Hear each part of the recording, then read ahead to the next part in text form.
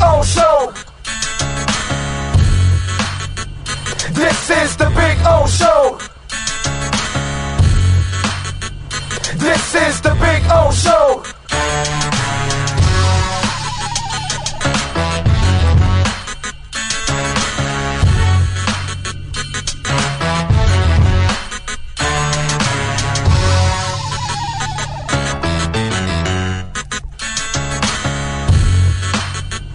This is the Big O Show. This is the Big O Show.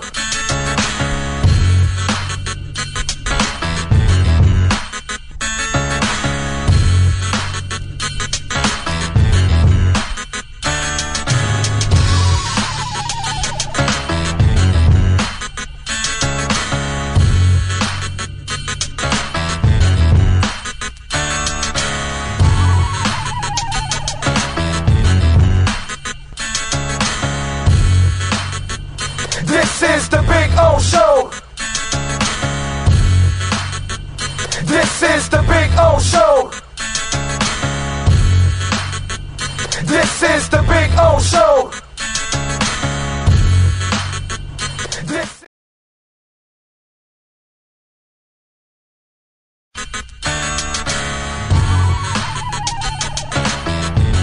So here we are. I wanted to show you the backyard again because we had some trouble last time, but you know, cuttersedgepro.com does some amazing stuff, and there are the boys and the girl. They're having fun. There we go. Right, Maiden? Right, Bono? There we go. They're having fun. I'm having fun. Look at our Sylvester palm. It is beautiful. We got another one in the front yard like that. You can take your home and landscaping to the next level. And the artificial turf, look at that. Look at that. The two dinosaurs going at it, huh? Look at that. Gotta love the dinosaurs. Look at them. They like to bite each other's legs. That's what they do. They play with each other and then they bite each other and they piss each other off. It's fun. One is Bono, which is the one farther away from you, and Maiden. She's the girl right here. She's a badass. That's for sure. So anyway, see the flowers are coming out. Very nice. Cuttersedgepro.com, folks. This big tree there will start budding that I'm showing you there soon. It'll have all kinds of flowers. I'll post another video and I'll show it to you. This is a backyard where everybody gets to hang out. Over there in that corner there, I put the barbecue and cook. So that way it's the farthest away from the house, you know. If I light myself on fire or somebody else, we're out in the corner away from everybody. There you go. See, getting some flowers coming out, which is a beautiful thing. And I swear by this artificial turf, it always looks phenomenal. I don't have to cut it. I don't have to water it. And so I'm saving a lot of money, hundreds and thousands in the long run, because I'm not watering or, of course, cutting the grass. And you know, here in South Florida, we cut the grass like every 10 to 14 days.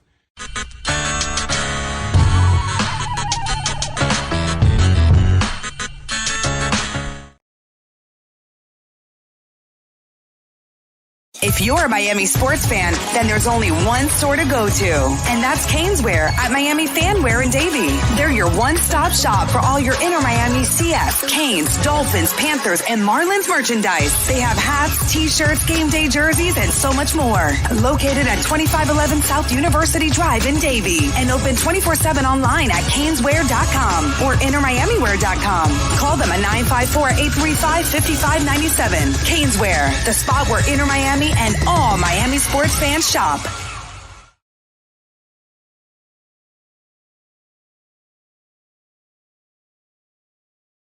When you move, you need a reliable company led by passionate folks, eager to assist its customers during a transitional process that needs to be smooth. Call Essential Moving Experts at 844-368-5750 for all your local and long-distance moving needs. You can rely on Essential Moving Experts. Mention the Big O Show and get $150 off. Family owned and operated, they offer free 30-day storage, full-service moving, fully licensed, bonded, and insured. Moving was never so easy. EssentialMovingExperts.com.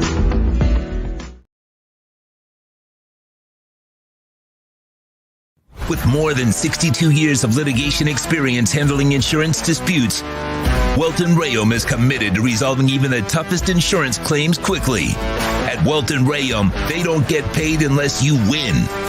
They handle complex personal injury claims caused by the fault of another in both state and federal courts. They handle auto, trucking, motorcycle, slip and fall, and bicycle accidents. Call 954-966-4646. That's 954-966-4646. Welton Rayom can help.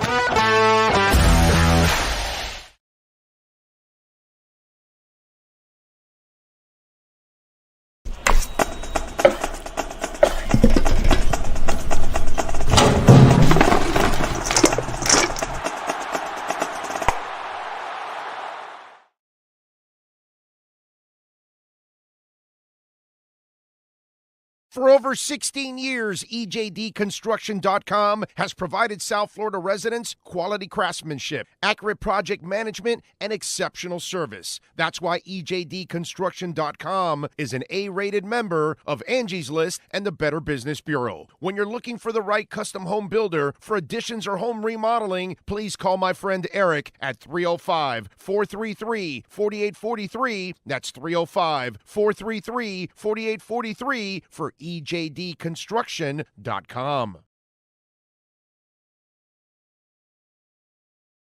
There's no need to drive around South Florida wasting valuable time looking for a new or certified pre-owned Acura. Go to the #1 volume sales dealership in the Southeast United States. Craig Zinn's Acura of Pembroke Pines. Purchase with pace and space in a dealership tailored to your needs. From home buying to providing that personal touch. Contact the 2020 Satisfaction Award winner Craig Zinn's Acura of Pembroke Pines. 888-776-5123. That's 888-776-5123. Or visit them at 15601 Pines Boulevard in Pembroke Pines.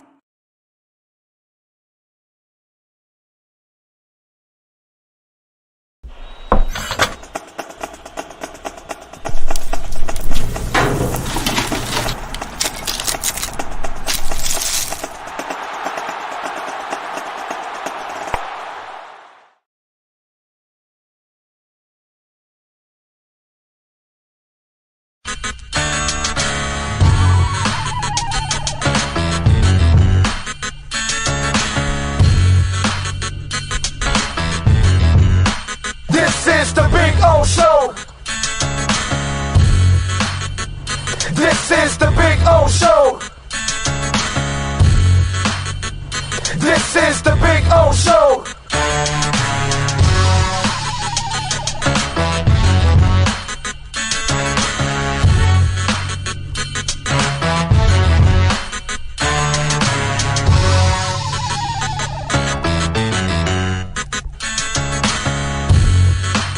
This is the Big O Show.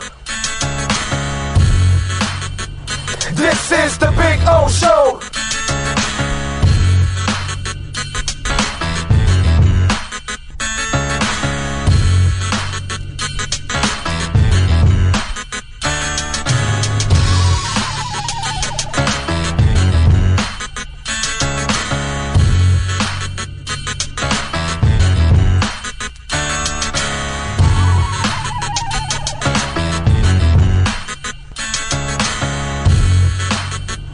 This is the Big O Show.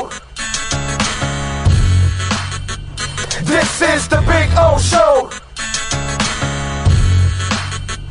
This is the Big O Show. This is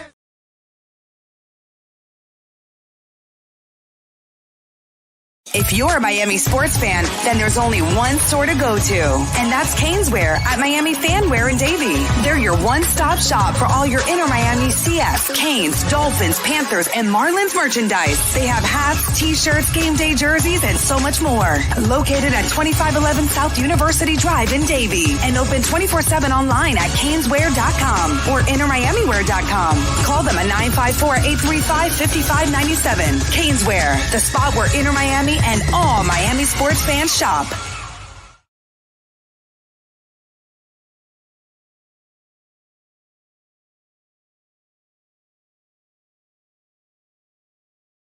When you move, you need a reliable company led by passionate folks, eager to assist its customers during a transitional process that needs to be smooth.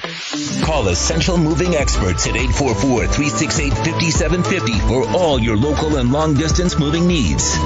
You can rely on Essential Moving Experts. Mention the Big O Show and get $150 off. Family owned and operated, they offer free 30-day storage, full-service moving, fully licensed, bonded, and insured. Moving was never so easy. EssentialMovingExperts.com.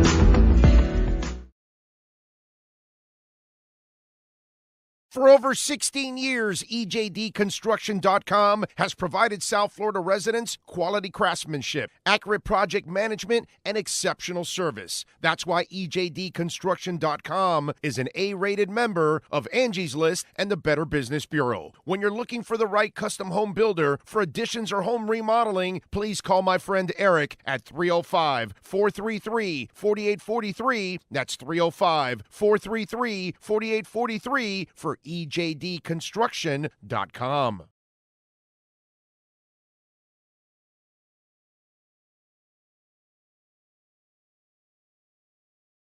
With more than 62 years of litigation experience handling insurance disputes, Welton Rayom is committed to resolving even the toughest insurance claims quickly. At Welton Rayom, they don't get paid unless you win. They handle complex personal injury claims caused by the fault of another in both state and federal courts. They handle auto, trucking, motorcycle, slip and fall, and bicycle accidents. Call 954-966-4646. That's 954-966-4646. Welton Rayom can help.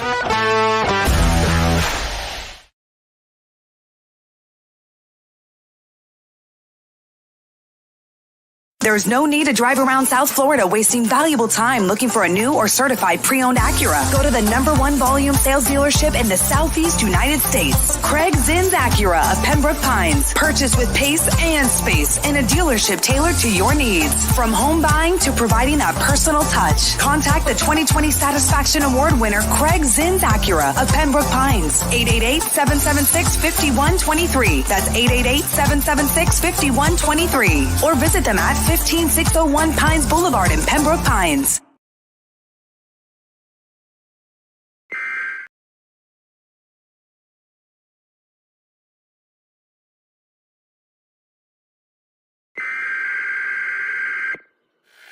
We interrupt this program to bring you a special report. Miles an hour, that's a Category 4 hurricane. 3 deaths are reported in Florida after more than 24 were killed in the Caribbean. This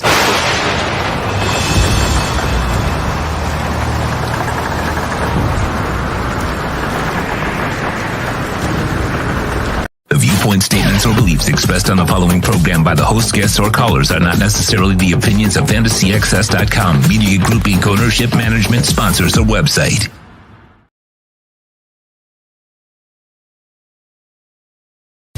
When it comes to South Florida sports teams, very few in the media have witnessed, lived, and covered it like the Big O. Let's start the program dedicated to your favorite South Florida teams with a passion that's unmatched. The Big O Radio Show is on. Here's the Big O.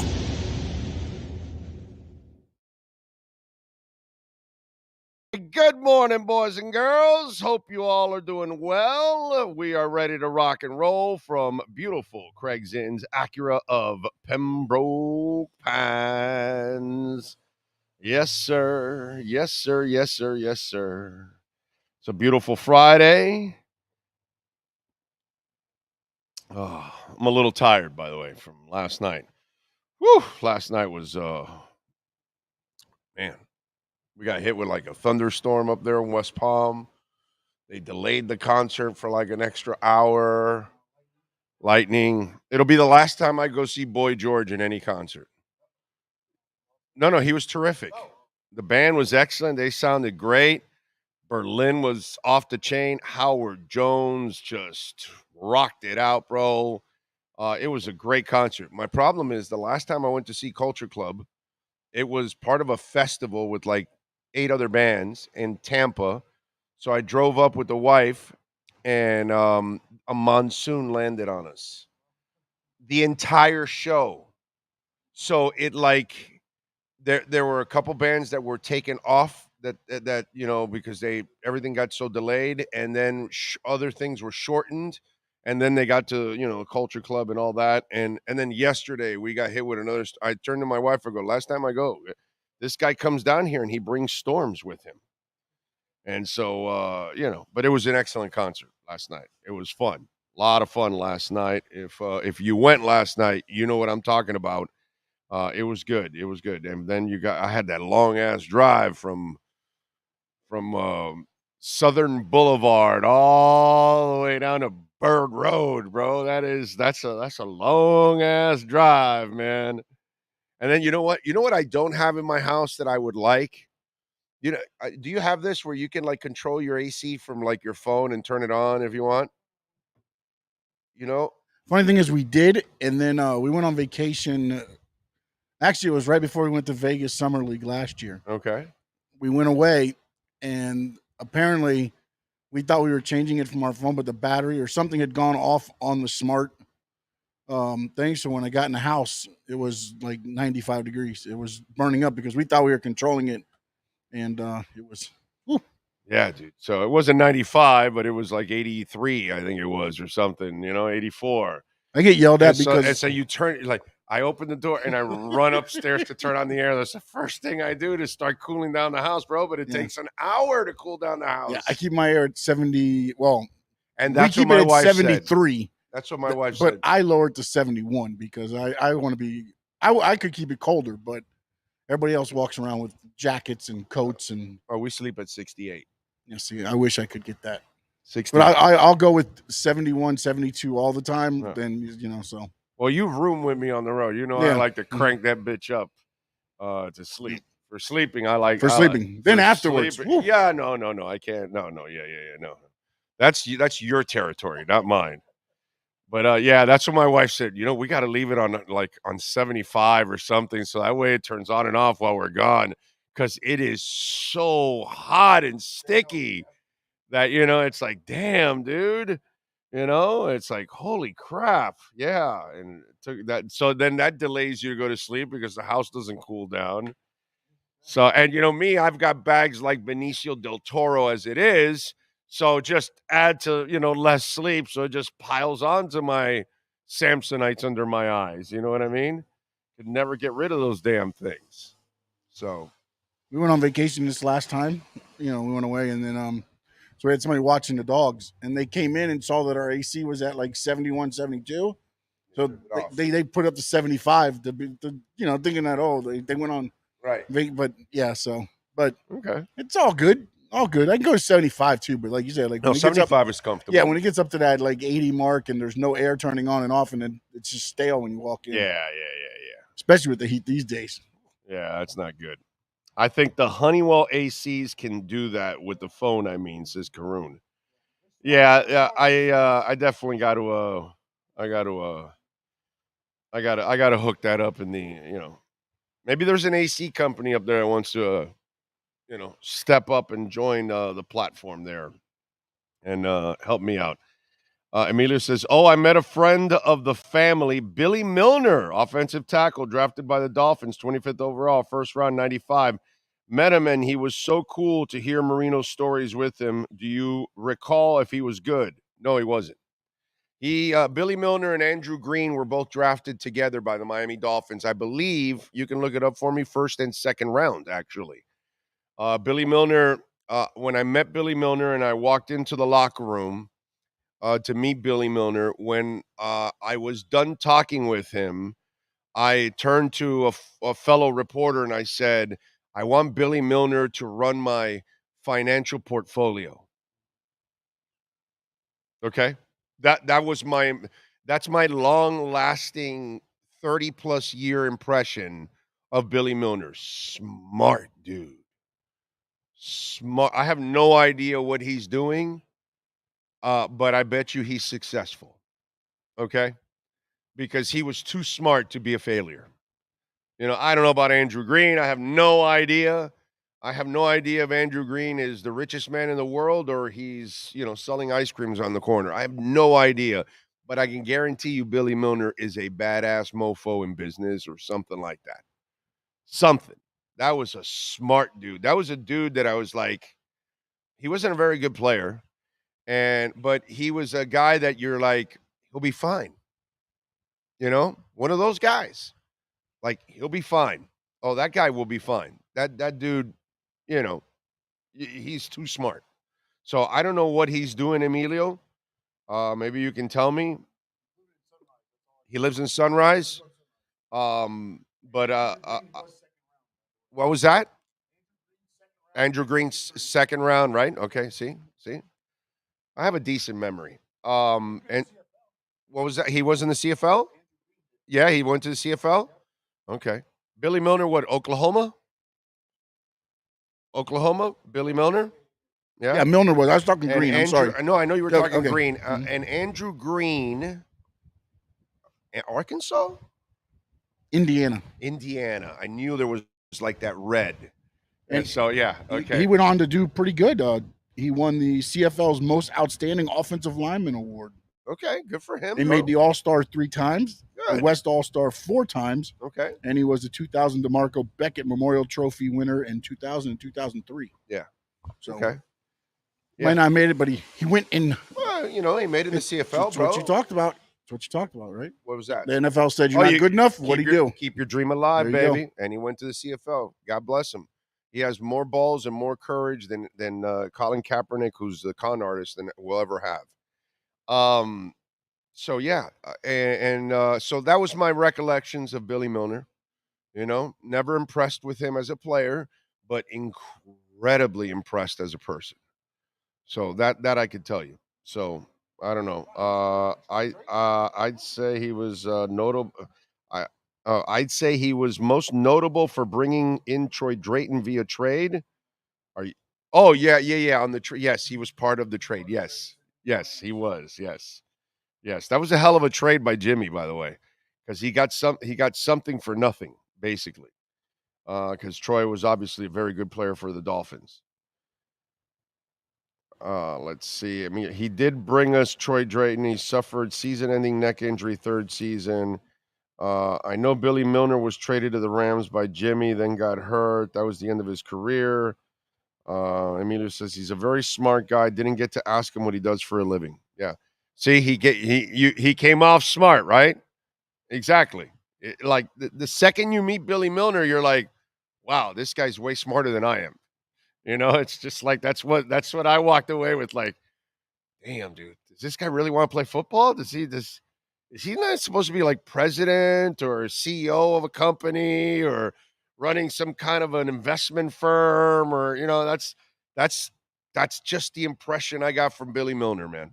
That was the impression I got from that dude. I didn't see him as a football player. I saw him as a successful businessman somewhere. That's exactly what I saw him as. So yeah, there you go. That's a name from the past to bring up early in the morning here. Well, that one threw me off a bit.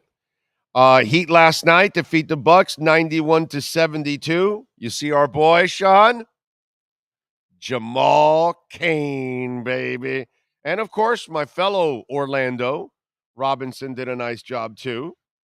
But Jamal Cain shot 10 of 17, 24 points, 8 rebounds, 3 assists.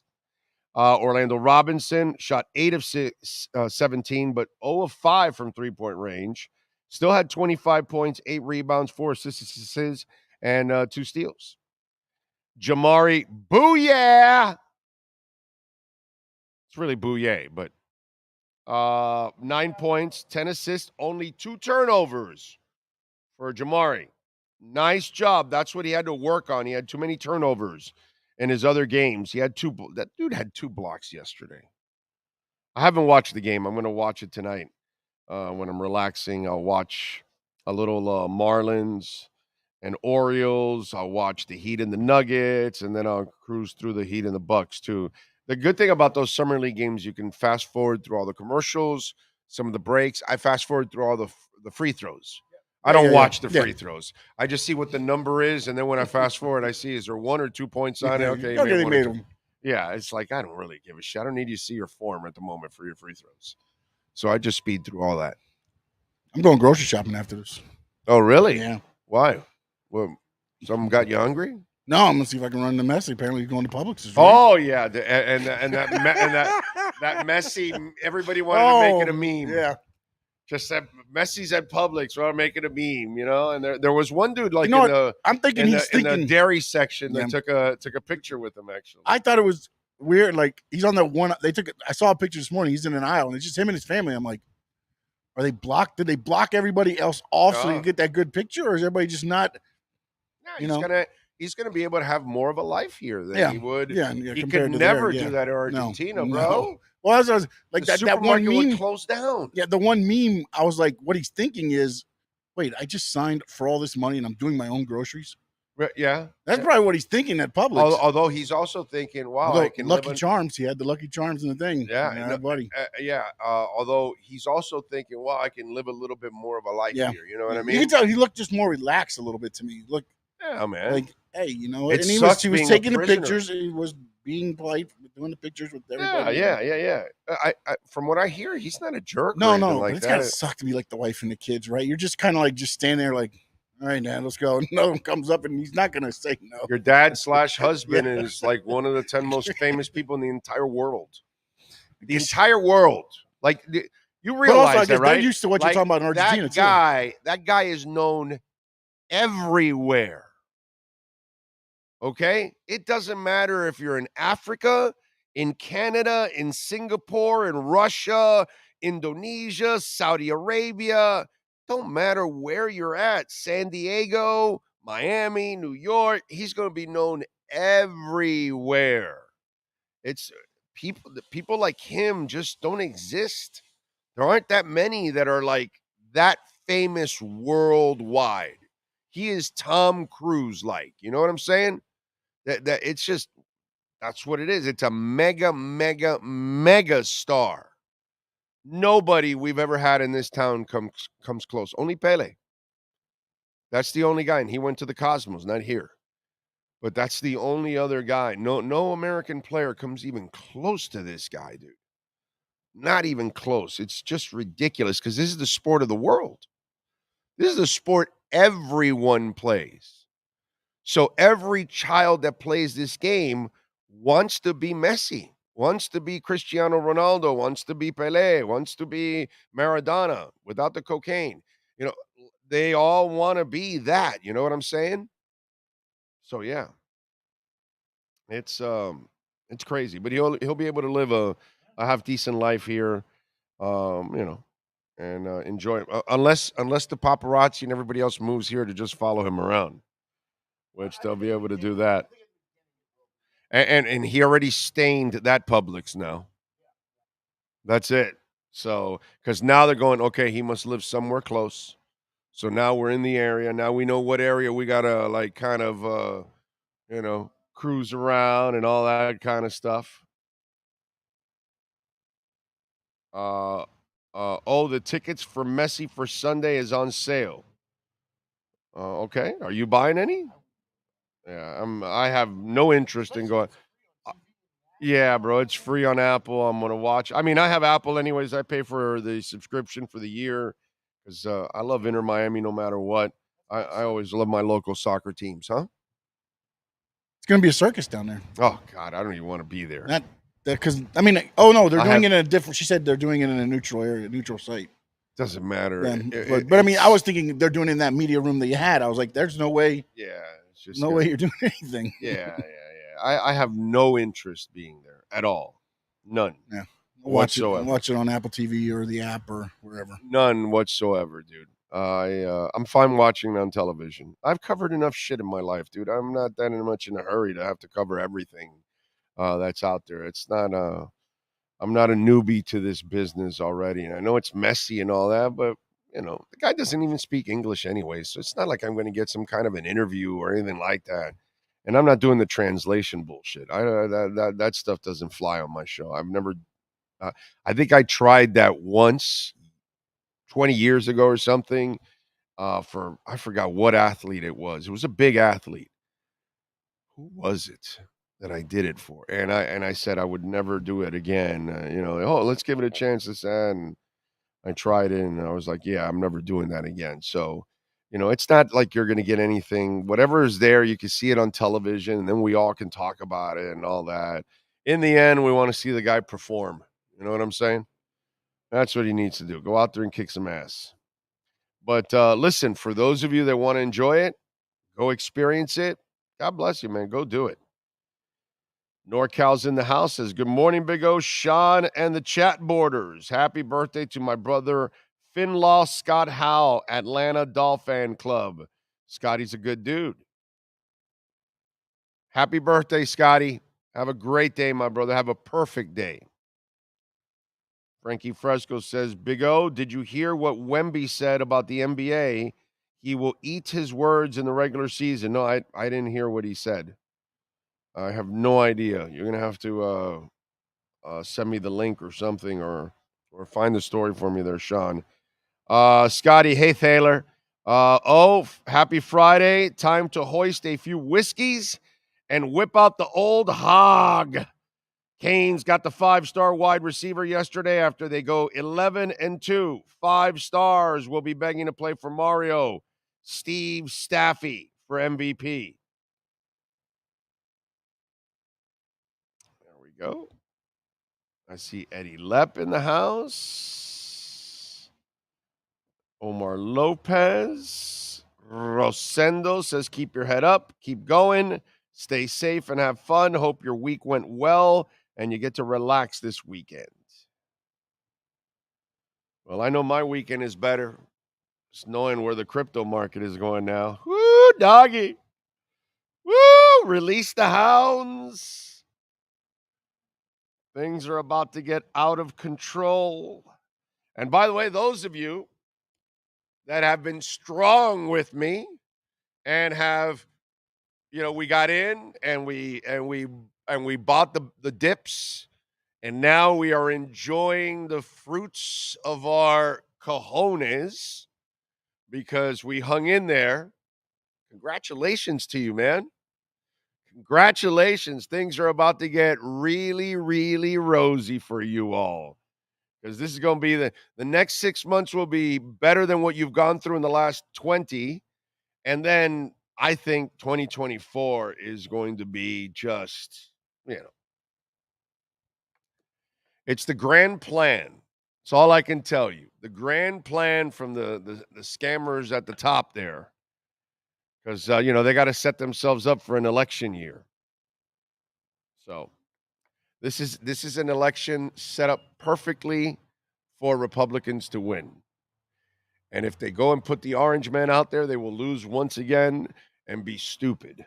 If they go out and put a fresh face, they will have an easy win. But if they don't, America will settle for the old geezer and put his sorry ass there for 4 more years. So it's really simple. But they're going to unleash the Kraken on us. Okay? You see the inflation numbers going down, all that. They'll keep things tight. They'll start to loosen up the rates starting next year, going into the election year.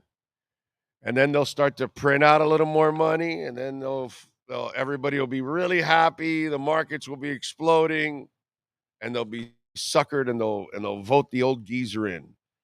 So there you go.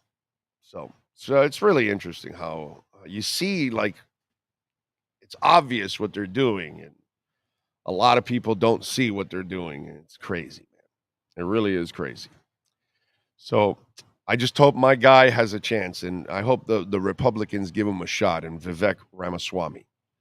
That's a young, bright, super smart guy, self-made, the American dream.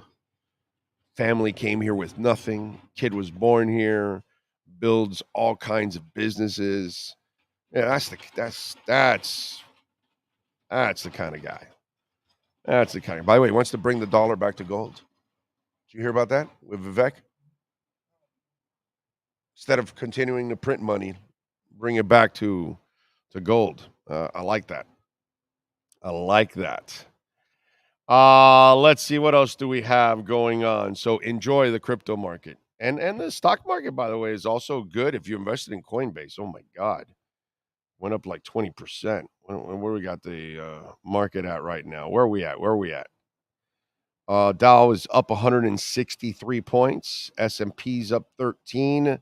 And the NASDAQ's down just a third of a point. Bitcoin right now, for those of you following, is over 31,000. The difference is every time it's hit 31,000, it then drops right back into the 30s. Yesterday it hit 31 and it has stayed over 31 now. So we're looking at almost a 24-hour cycle here. So maybe now we're starting to find another floor, and now it's just going to open it up. ETH is right under 2,000, but it just got over 2,000, man. ADA up 20%. And it's crazy. Atlas is up 15%. Avalanche up 16%. It's crazy. ApeCoin up 17.5%. How about Solana up 25%? XRP is up 63% after winning their lawsuit. 63%. Going to be fun, baby. Going to be fun, especially those of us that dipped into the crypto market.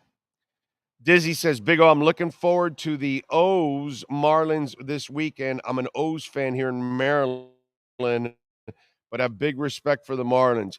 You know, Dizzy, I find myself now excited. I mean, I always watch the Marlins, but now I'm like really excited and intrigued with the Marlins because they've put themselves in a position to challenge for a playoff spot. I told you that July would be the month that answers it all. And we're going to see here how they finish this month. If they can go out there and finish with another winning record, I'm not talking about a monster winning record, but a decent winning record, then you got to feel really good about this team going into August and September, trying to hang on to a wild card spot. They've got the pitching. Losing Yuri sucks. Not that he's injured or anything, but he got his amount of innings in, so they're resting him now. So he's done for the year. But I do find myself really excited for it. And you know what? It starts off tonight with Sandy. We need Sandy to like get back to like being Sandy again. You know what I'm saying?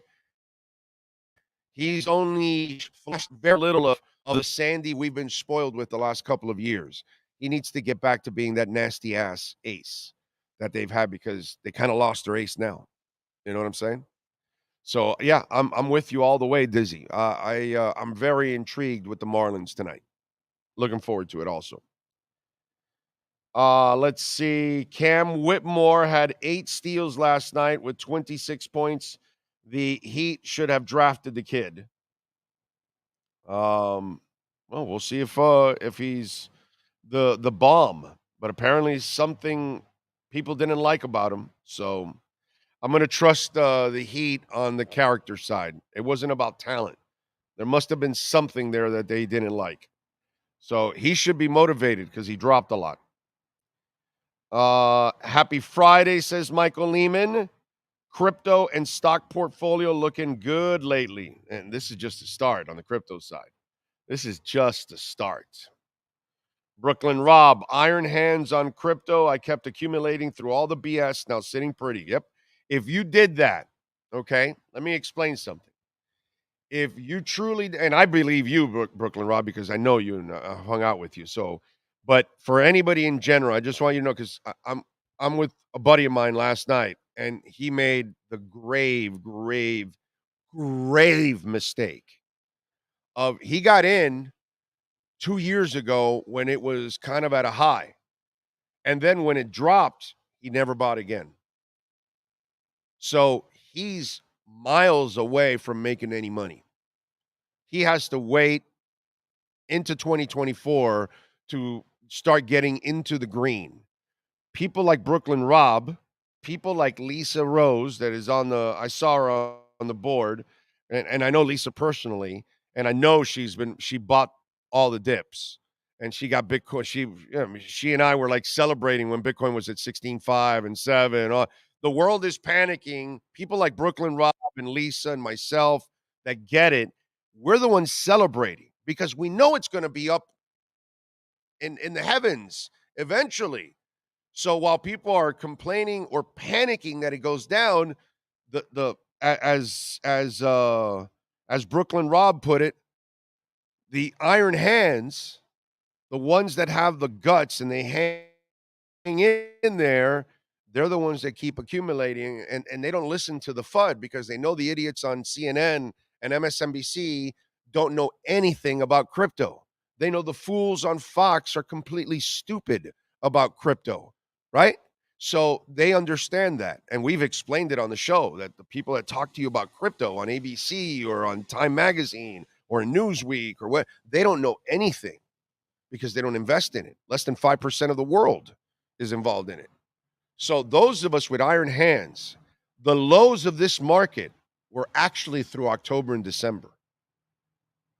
Not January and June. Just ask the Lisa Roses. Just ask the Brooklyn Robs of the world.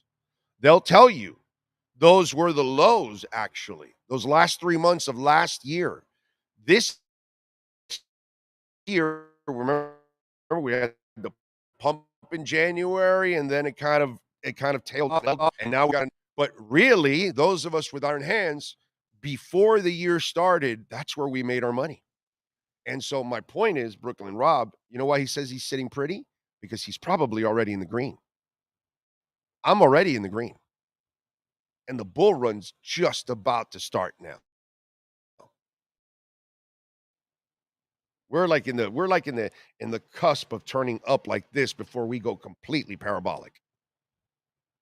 Yeah. So that and that's like my buddy last night. He never invested, so now he's just sitting there and because he really never believed in it. He never really studied it, and that happened to a lot of people. And I know some of you have bought it because you heard somebody talk about it, but you really didn't know shit about what you bought. And that's where it kind of creates an issue. You know what I'm saying? But investing is it's a strange animal because when people are panicking, when, as they say, blood is in the streets, that's the moment you got to go spend money.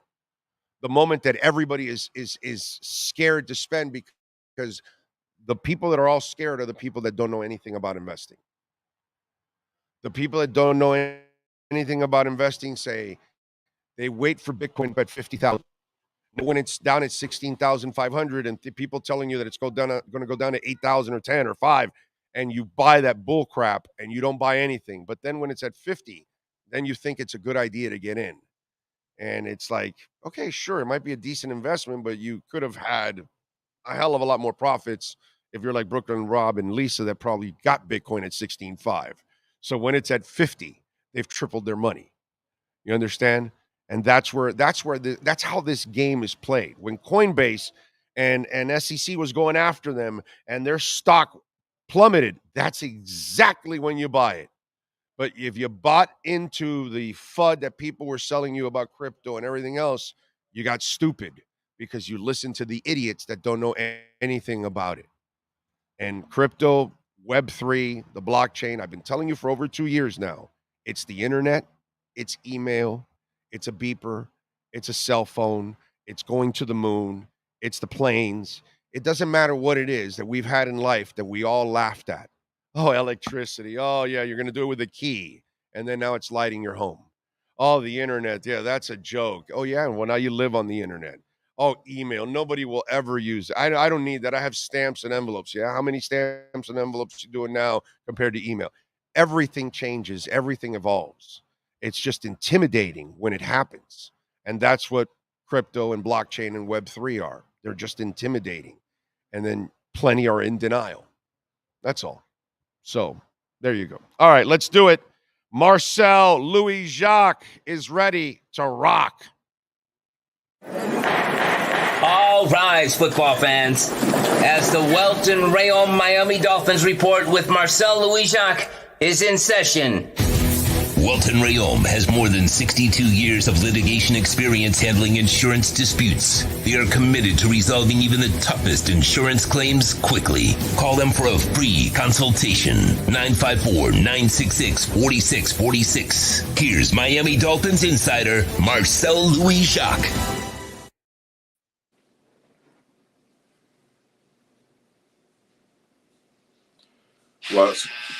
Wagwan, boss. I think you're on mute.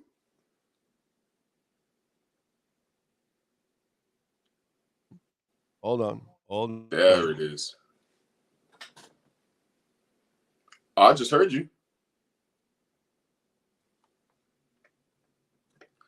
Shoot. I'm about to say this. I think it has a life of its own or something. There we go. Right now, it's Clash of the Titans. You know, in the Clash of the Titans, the guy was fighting against, you know, the Kraken, right? Well, Sean right now is in the middle of the clash of the keyboards, and it looks like that laptop has a life of its own and all that. So, poor guy, he's like baffled, like, wow, this thing is firing off on its own. Good morning, sir. How are you doing? Good morning. Good. Yeah, this is about to turn into the Marcel Louis-Jacques hour. If your audio didn't work, I was about to just start talking about whatever. I'm playing through Ghost of Tsushima again, so we were about to get a whole breakdown about that. Probably saved a lot of people who don't care about video games. All right. Well, you got any good reviews of any of your latest video games? Anything new? Dude, it's not new, but like I think Ghost really might be one of the best games of all time. I don't think it's a hot take either. I think it's a pretty popular take, but I just picked it back up, downloaded like the PlayStation 5 version, thinking, all right, how much better could these graphics really get? I posted a screenshot on Twitter. Man, the lighting, the sunsets are perfect. Every blade of grass has its own life of its own. The waves crash realistic. It's a stupid. Oh, wait a minute. Sunset, waves crashing. So what'd you do? Just freeze the moment there? Call Haley, bring over some wine, some snacks, and all. You had like a picnic in front of the got this table since you had the scene set and everything. Blood-soaked samurai. That's how cool. Like you get these little sword batters, the splatters like all over your armor. Like if you're wearing white, like you're in a heavy battle, that will be blood red, literally blood red by the time you're done with it. I'm like, man, bro, the realism on here. They have an option to turn the blood off. It is so bloody of a game, but it doesn't feel gratuitous. Like it doesn't feel like it's ever over the top. It feels like, yeah, all right, this will probably happen. This probably happened. It's awesome. It's awesome. Either Have you way, seen any movies lately? I'm waiting for Oppenheimer. I'm gonna go. Yeah, that one looks like I just saw the previews of it. I went to see the new Mission Impossible 2 days ago, and it was excellent. By the way, it was I really enjoyed it. If you enjoy the franchise, then you'll enjoy the movie. It was really, really good. They left a nice cliffhanger too for part 2 and all that. I'm not gonna give any spoilers, but it was good. That I will say. I got a question here. I guess we got a panicking Dolph fan. Reynaldo Mesa says, "Oh, what's up with Cook and playing with the Dolphins, bro? I don't think he will sign here. He's looking for money, and Miami, like you said, they are not paying big bucks. So should Reynaldo really be panicking the way he's panicking? What do you tell the Dolph fan that is anxious, panicking, or chilled out?" It's not worth panicking. Like even if he doesn't sign here, I don't think it's not worth like throwing things over and being mad and tearing your shirt and clothes and the weeping and gnashing of teeth. Like if he doesn't come here, a good running back isn't going to play for the Dolphins. Like a very good player won't be with the Dolphins. If he doesn't sign here, they still have 3 very capable running backs. You know what I mean? Like if he comes here, yeah, I think obviously it makes the team better. I think I tweeted it yesterday. Like I'm not an idiot. Like Dalvin Cook makes the Dolphins better. I would never argue anything other than that. But I don't think the elevation they get by signing him is as like astronomical as maybe people are going to think. Like it's not like, I don't think any team ever is a running back away. And like this is coming from somebody who would take a running back in the first round in the right situation. I don't think any team can say, "Oh, they're a running back away from winning the Super Bowl." And the Dolphins are no different. Even after all these additions, they're not a running back away from being a Super Bowl contender. I think they can win a playoff game with this roster as constructed. And once you win a playoff game, kind of all bets are off. You know, there's no limit to what you can kind of achieve. All you got to do is be hot at the right time. I said it this whole time. It is July 14th. Mm-hmm. I have said that week of the 20th. So next week is when I will actually start taking these conversations seriously. It's a week before training camp, you know, give somebody a chance to settle in, settle down, so they don't go into camp too amped up. But no, if he wants money, man, all power to him. You only get so many years as a running back. Maximize your prime. Yeah, I'm with you there. By the way, Brooklyn Rob says, I wish Ghost was available for PC. I'm an excellent PC gamer. Heard it was awesome. So there you go. You've got another person that wants to play Ghost, but on the PC side. And then I'll sell you my PS4 if you want it.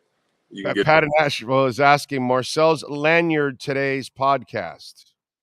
What's up? Where have we been? Where have we been?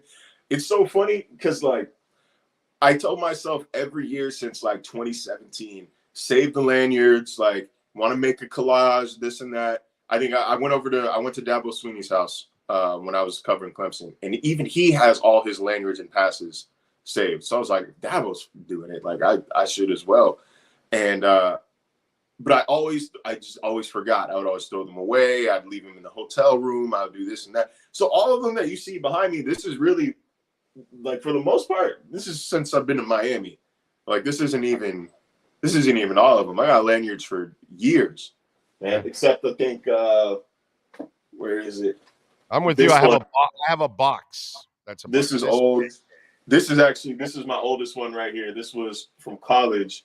I covered the last BCS national title game, Florida State and Auburn, the Jameis Winston game. Like so. What year were you born? 92. So 92. Wow, I have lanyards that are as old as you are. Hey, I started 91. I was about to say you gotta process that information. I'll be all right. I got a box this big, bro, full of lanyards, full of press passes, lanyards. I don't even know. Would that be a good show for people where I just go through the press passes? Maybe, you know what? I should do that because stories will come to me. Experiences will come to me from those things. So maybe I could do something like that. I got a box, bro, just like loaded. Like, remember, I was a beat guy for years. So I was like I was going to every event, bro. Crazy shit, dude. No, so, looking at all of these, like I could probably come up with a good story for just about every single lanyard on here. Just about every single lanyard. That's what came to my mind when I was thinking about that. I was going, the one thing I could get out of that is I could probably come up with a story from this lanyard, from this moment, from this game, and then I remember something like that. I don't know if any of you out there right here, Clemson Pro Day, 20, I believe 18 or 19. They had a running back named Adam Choice back in 2018-17 season.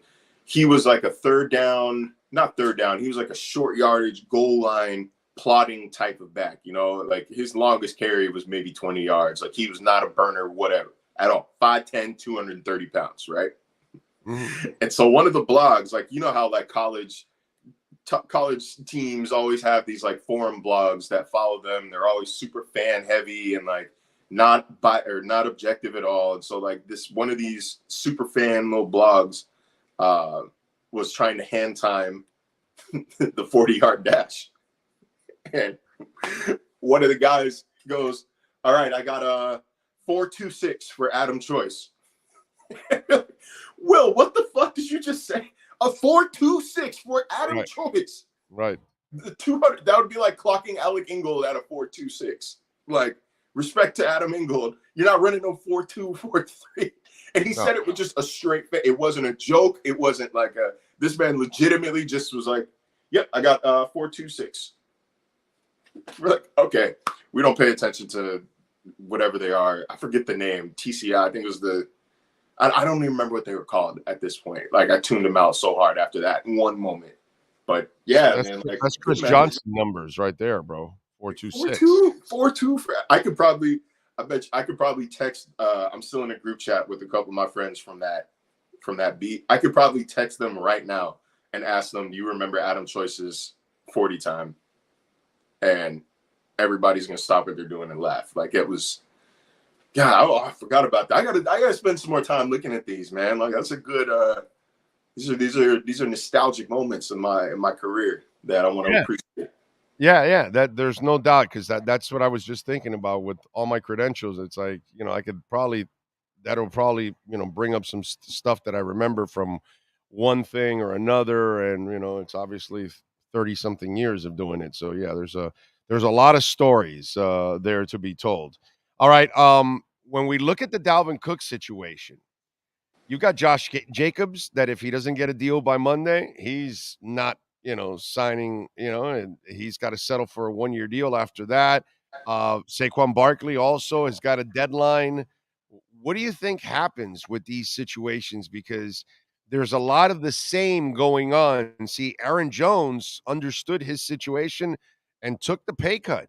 Some guys have been willing to kind of look at that situation, then other guys, and I get Saquon Barkley's a little pissed that they went with the quarterback instead of him, when really come on, bro. It's kind of like that's the guy that scares you on the offense, not the quarterback, to be quite honest. I think what scares you about that quarterback is him running more than anything else. It's not really his arm that's going to kill you that badly. So I understand the frustrations from those guys. Josh Jacobs led the NFL in yards from scrimmage. So this guy is a stud. But what's happening here with all this? With all of this, is this stuff really going to end up happening where we're going to have holdouts with these guys? Because Le'Veon Bell, and that's the reason why there's a precedent for running backs holding out. The league will move on without you. Every time if you try to hold out, somebody else is going to come back in the league and do relatively what you do. Like, I'm not saying like there's a next Saquon Barkley coming per se, but like there's a guy who is going to come out of nowhere and you could run for 1,100, 1,200 yards, and the Giants will say, you know what, this guy cost us like $750K. Let's remember when Derrick Henry got a little banged up, and then Foreman took over, and Foreman was running with it. You know what I'm saying? It's not that he's Derrick Henry. Nobody's comparing him to the ultimate beast, but I'm just saying that Donta Foreman did a really nice job filling in, dude. It's hard, and I'm trying to type in Le'Veon Bell's sports reference page because I want to see what his numbers were the year before his holdout. Because if I remember correctly, it's not like he was. Yeah, it's not. He had one of his best seasons. It's not like he was declining. No, not at all. He was in the pinnacle of his career, bro. He was in the pinnacle of his career when he did that stupidity. Yeah, all pro. Yeah, he did have 321 carries that season, but still, all pro, 9 touchdowns, 4 yards per carry. How many yards from scrimmage do we got? 1,900 yards from scrimmage. Like, it's not like he was a scrub. No, but that year off, like, and not being able. You saw how much Deshaun Watson struggled last year after a year and a half off. Deserved, but after a year and a half off. Right. Yeah. That time away from the game has an impact. It takes a while to get back up to game speed. Deshaun is going to get another year because they're paying him $230 freaking million guaranteed. He's going to get another year. As a running back, if you struggle to get on course for a season after taking a year off, your ass is going to Detroit. Your ass is going to Jacksonville. You're going to, obviously, like, those jokes don't really work anymore. So let me adjust. You're going to Houston. You're going to Arizona. You're going to one of these scrub teams that are going to pay for a flash in the pan and I hope that you reclaim glory. But ultimately, you're not going to win shit and you're not going to do anything because there's no time to have a down year as a running back. It's too replaceable of a position. So I think like that's what their agents are going to say is like, look, man, your paycheck is my paycheck. So like I'm all aboard. I'm all for you trying to squeeze as much as you can out of it. But there is a limit, and I think the team knows that. It's hard to hold out now, man. Like there are rules in place to prevent this from happening. You're going to lose more than it's really worth. Marcel, where are we with Tyreek Hill and his case? Because we kind of have heard this thing has gone like complete, shutdown. There's no information out. We don't know where anything stands. We don't know if there's, is this a long court case situation? Is this going to get settled out? What is the NFL doing? Where's the video? Do you remember? You remember what I said? I was in the car, pulled over to the side of the road when you asked me about why Drew Rosenhaus isn't saying anything on TV, why they're not defending. Remember what I said? People will forget anything if you let them. Right. Anything. That's why, like, Twitter is easier than people make it. Like, if I have a bad take on Twitter, I might defend myself 2 or 3 times, and then I'm out. I'm done. I'm done talking back because you're gonna forget about it by the next day. Right, like, right. Being person of the day is absurd. Like, being person of the day might happen. Being person of the week is asinine. So, like, Tyreek and Drew said, "Hey, you're right, because look at the Dwayne Wade situation now, because he picked Allen Iverson to be his representative for the induction, and then he gave out the excuse that he picked Iverson because that's threes because he wore for his favorite player, and that was complete BS. He wore 3 because it was the Holy Trinity, and he was, really religious, and he was more conservative then, which obviously now he's not. So he didn't want to get into the politics. So he threw out the Iverson crap, and most people bid on it and chewed on it and believed it. And that's because they forget what he originally said, why he wore 3, so it's just one of those, but it was convenient for him and smart too, by the way, because he doesn't need to get into he's already been through the whole mess and the whole politics and the whole argument with, because of his kid and all that stuff. So I guess he wanted to avoid that, but you're right. People forget immediately. They don't have a long-term memory. Yeah. It's a vicious news cycle. Again, nobody was talking about Xavier Howard after a couple weeks. Man, nobody was talking about the fact that the case was thrown out. The case was thrown out. Because you don't want if you don't want it to be news, don't talk about it. People will forget. So like I said, that's what's happening here. People will forget about it. I promise you, because this is my job. I haven't thought about Tyreek Hill's case in a week or so. Been on vacation, but I haven't thought about it in a week. We will know more when it's time to know more. But until then, you don't want to waste brain power on something that it's not going to make a difference. Well, we have no control. With no control over it. Legal process is playing out. That's what that is what is happening. If there comes a time where a suspension looks realistic, we will hear about it. We will report it. But until then, operate as if the legal process will pay out and he'll be fine. You see how long it takes for Alvin Kamara was arrested like 2 years ago. I know. And it just now got resolved. That was 2 years ago in Vegas. Remember all last season or the season before? Don't draft Kamara. He's going to be suspended. It's coming. It's coming. Right. Yeah. No, you're right. You're right. It's taking forever. Devontae Adams pushing the photographer down. That just got resolved like a couple weeks ago. Just got resolved. That's a little more of an internal thing because it happened on an NFL property and all that kind of stuff. So that one can be even more controlled by the league and everybody else, and yet that process took forever. You're right. Yeah, so we're looking at something that might even affect him next year, not even this year. Because somebody told me, "Oh, our luck, it'll be a playoff game." I go, "The NFL doesn't do it that way. It'll be a regular season game." No. Yeah, and because I kind of think that once the regular season starts, there won't be a suspension at all because they're not going to do it in week 7 or week 12 because that's just not fair. It would have to be at the beginning of next year. They'll say, okay, it was the start of the 2024 season. He's out for a game or 2 or whatever the hell it is. Yeah, plus I think that you can appeal and that drags the process out. Ezekiel Elliott comes to mind there, which was, I think, the most annoying fantasy football season of all time. As somebody who had Ezekiel Elliott, but we don't have to go there. I got you. Myself upset. Sorry, I had to take a moment. But yeah, like, it's not worth using your brain power over. Again, this is something it very well might not be resolved until the 2024 season. So right. it'd be okay. Follow him on Twitter at Marcel_LJ and catch his work here twice a week doing the Welt and Realm Miami Dolphins report. Marcel, have a great weekend, my friend. We will catch up next week. Thank you. Yes, sir. See you on Monday or Tuesday. There you go. You got it. There you go. The great Marcel Louis-Jacques.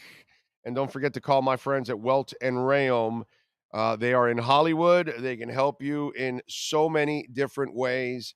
They are an exceptional law firm. They are exceptional people, too, on top of all of that. Daniel Realm is a stunt pilot, okay? You want some stories? That guy will give you some stories. We had a storm go through the West Coast area where he's got the plane. I've got to now, because I've committed to getting on the plane and him doing stunts. So I got the barf bag and everything ready to go. Jeff, of course, love Jeff. Jeff's been a supporter of the show for decades now, but obviously with Welton Realm, a proud sponsor of it. And Jeff is my music guy. He and I go back and forth, and we talk a lot of music, man. Some good people, 954-966-4646. And folks, they're there to defend you. Bankruptcy, homeowner property damage, condo damage, criminal defense, business owner claims, commercial litigation, personal injury. Call my guys, Welton Realm, 954-966-4646. This has been another session of the Welton Realm Miami Dolphins Report with Marcel Louis-Jacques. At Welton Realm, they don't get paid unless you win. They handle complex personal injury claims caused by the fault of another in both state and federal courts. They handle auto, trucking, motorcycle slip and fall, and bicycle accidents. Call 954-966-4646. Welton Realm can help. Al says, Big O, the reason I hate electronic event tickets, it's the paper ticket stub somehow stores memories. You are correct. You are correct. And plus, they also gain in value. You can sell some of your old tickets. You know, that's also becomes a collector's item. I have a Who poster that I bought at a Who concert, obviously. And I framed the poster with the tickets that I bought for that concert. You know, so I'm with you, man. Yeah, I got a ton of tickets. In fact, if you put on Twitter Big O Show and then put concert tickets, you'll probably get a picture will come up on Twitter of a couple pictures I posted with old concert tickets that I have. Some of them from the 80s. U2 and David Bowie and, you know, Prince and shit like that. So you can check it out. It's there. Let's see. What else do we have on it? Pat in Nashville, because Pepperidge Farm remembers. I don't know why that was. Why is he putting? Because Pepperidge Farm remembers. Pat in Nashville got your package yesterday, bro. Thank you. I'll call you later. But thank you. What else do we have? Big O, 11 days left till training camp, and roomies report July 18th. Oh, rookies. That's right. There you go. I think Wynn might take over the left guard spot, and right tackle is our main O-line concern. I don't know what to think until I see him actually practice and hit and all that. Then we'll find out. I know that Austin was turning the corner last year. So, you know, I'm gonna give him the benefit of the doubt. And I'm gonna give the coaching staff the benefit of the doubt. All right, let's take a break. Really quick, really short break. 30 seconds here, and then we're going right in to our Caneswear Miami Hurricanes report with Manny Navarro.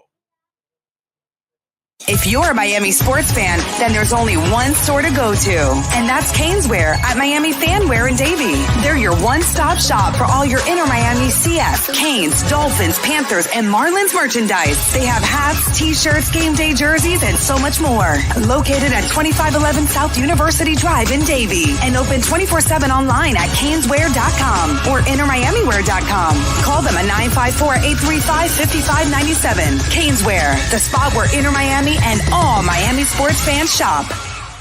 The viewpoint statements or beliefs expressed on the following program by the host, guests, or callers are not necessarily the opinions of FantasyXS.com, Media Group Inc. ownership, management, sponsors, or website. Time for Canes fans to get what they want. Information, insight, and perspective. It's the Caneswear Miami Hurricanes Report with Manny Navarro. Exclusively on the Big O Radio Show. Here's Big O and insider Manny Navarro.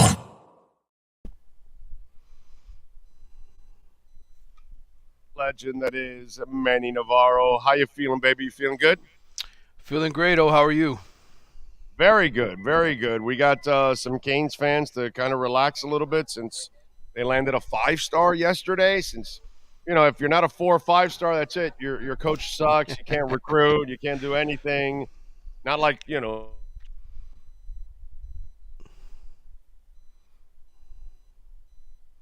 It's really, but since we love the shiny objects, talk to us about the shiny object yesterday. Well, JoJo Trader's one of the guys I told you about 2 years ago when we were talking about recruiting and Mario and whether or not we can judge him for being a really good recruiter.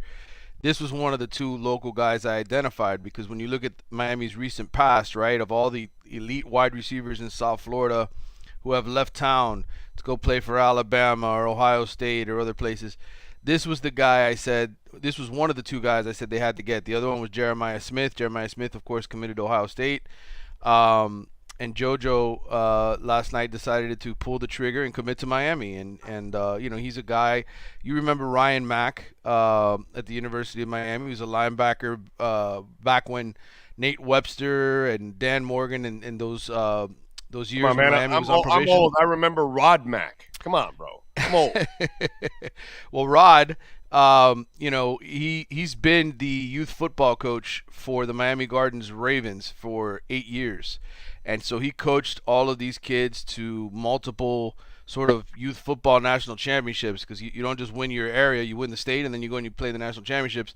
And so JoJo, Rod's son Ryan, who's a 3-star cornerback commitment to Miami, Jeremiah Smith, Cedric Bailey, who's going to NC State to play quarterback, Davion Goss, all these elite Miami area kids from the Miami Gardens area played on the same team growing up together. And so Rod actually helped raise JoJo. JoJo's basically been living with him since he was 11 years old. JoJo's mom lives in Delaware, and so he's kind of got a family situation there. And so in the end, you know, family is what helped, I think, bring this together for Miami, having a former Hurricane involved in this kid's life, this kid wanting to stay home, JoJo Trader wanting to stay home and rep his city, which he's done well over the years with that Miami Gardens Ravens team. And so now Miami's got a lot of momentum, and that's why it's a big deal because JoJo is one of the best receivers that I've seen down here.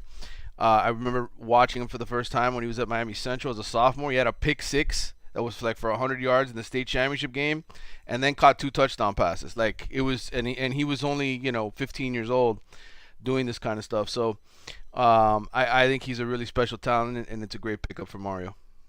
The highlights were pretty nice. He was making some nice and some difficult catches, some catches in traffic too, which is, yeah, I'm big on that when guys are able to do that. It's one of the things I love about Jimmy Butler is his driving to the hole. You don't strip the guy. I mean, he's got like ice grip hands and that kind of shit. That's just not normal, man. Mm-hmm. And I like what I saw from the kid, that he was catching stuff in traffic. Well, what I would say besides the athleticism and speed and everything that he has, what I honestly think this is the kind of kid who could play 2 ways in college. I think you could put him at cornerback and he would shut down the best receiver on the other side of the football. To me, I really do. I honestly think he's better served playing cornerback because that's such a hard position to find guys, right? But Miami will take him at receiver. They don't have a receiver like him, a guy who has hands like he does. But what I love about JoJo is he's a very humble and quiet kid. He shows it on the field. He kind of flashes, that Kane swagger on the field. But the reality, as soon as he steps off of it, he keeps his mouth shut. He smiles. He's very sort of shy and reserved. And, he's not going to be the loud alpha male in the locker room, but he's certainly a kid that people follow because of how he leads by example. And he's one of those kind of kids that other players want to play with him because they know when he gets on the field, he's going to dominate and he's going to do his job. And so kids respect that. And I think it's a kind of personality that helps bring other elite players in. So I think the next couple of days are going to be interesting for the Canes. I think we could see some flips from other programs in terms of commitments. We could see some more commitments of guys that they've been chasing. They had a lot of really talented players come down and take official visits in June, and some of those guys I think are making some decisions, and we'll see where it goes. I'm looking forward to that, man. That's good. It'll just take some time. We got to be patient. He'll get this thing turned around, dude. It's just one hell of a mess. The other Frankie is asking, is Teddy Foster picking the Gators over the Canes? Teddy Foster. I don't even know who Teddy Foster is, to be honest with you. Neither do I. But Frankie's asking. Is Frankie asking about? Is Frankie asking about a wrestler? I think he's a cornerback. Teddy's a cornerback out of Sarasota, kid that I guess had been projected to end up at Florida. So if that happens, sure, he's a Cardinal Mooney kid. But Teddy, I didn't even have him on my radar for Miami. So I think for sure he's probably going to end up in Gainesville. I think the only other official visit he took was to North Carolina. So, yes. Listen, the Gators are doing a great job. I'm not here to make this a Miami, Florida or Miami, Florida State thing. I think the Gators and the job that staff have done, especially this recruiting cycle, you tip your hat. They're kicking some ass. And the reality is, yes, they're in on some of the same kids, but for the most part, those guys are I would say they kind of stick to their own kid, like their own makeup, right? Like every now and then they'll go head to head for kids, but it's not as often as you think. Right. Okay. And by the way, folks, subscribe to Manny there at The Athletic. He's got a full story on Joshua Trader, so you can read up on the entire recruiting process and how Mac and all that. You heard some of it. You can read the entire story there and get some other insight there on the Canes. All right. When is training camp officially starting? I think August 1st, Tuesday, August 1st is the day that I've heard is going to be when it started. Miami hasn't announced anything yet. They're going to have their, what's it called? Their fan day, that they always do. Sure. I know they announced that on their website. What they do, it's going to be August 12th. I think it's the weekend where they'll be at the stadium and do like a practice there and everything and have the fans come in. So, but August 1st, I believe, is when camp gets rolling. And then, like I said, ACC meetings kickoff or just around the corner. I know Big 12 is doing theirs. In fact, I don't know if you saw some of the comments that Brent Venables, Oklahoma's coach, made regarding Miami, hinting at Miami. What did he say? He said all 7 lost seasons are not built the same.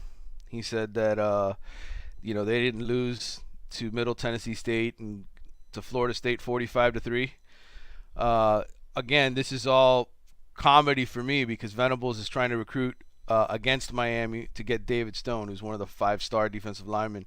So he took advantage. Again, coach is always using every platform possible. Even though his team kind of took a crap in the second half of the season, I remember correctly, right? Well, they lost 49-0 to Texas. So, hey, but let's leave the facts out of it. Let's leave the facts out of it. But that was kind of comical. I know that was received in Miami, and let's just say I think they hope they run into Oklahoma soon.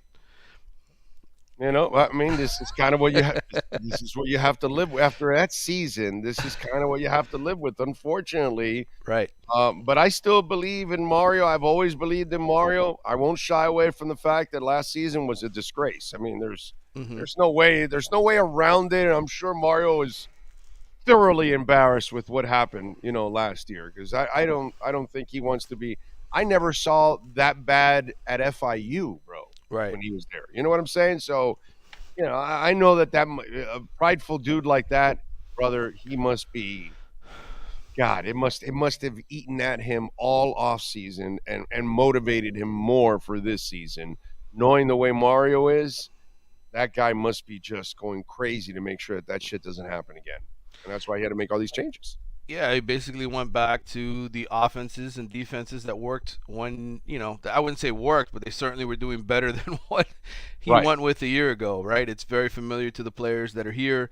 It's a system that they're comfortable playing in, a spread offense with an aggressive attacking defense that's going to bring blitzes and different schemes. So it's harkening back to what Manny Diaz ran, and I think a lot of it just has to do because of the personnel. Will that change in the time going forward? It could. He keeps recruiting 6'6", 330-pound offensive linemen.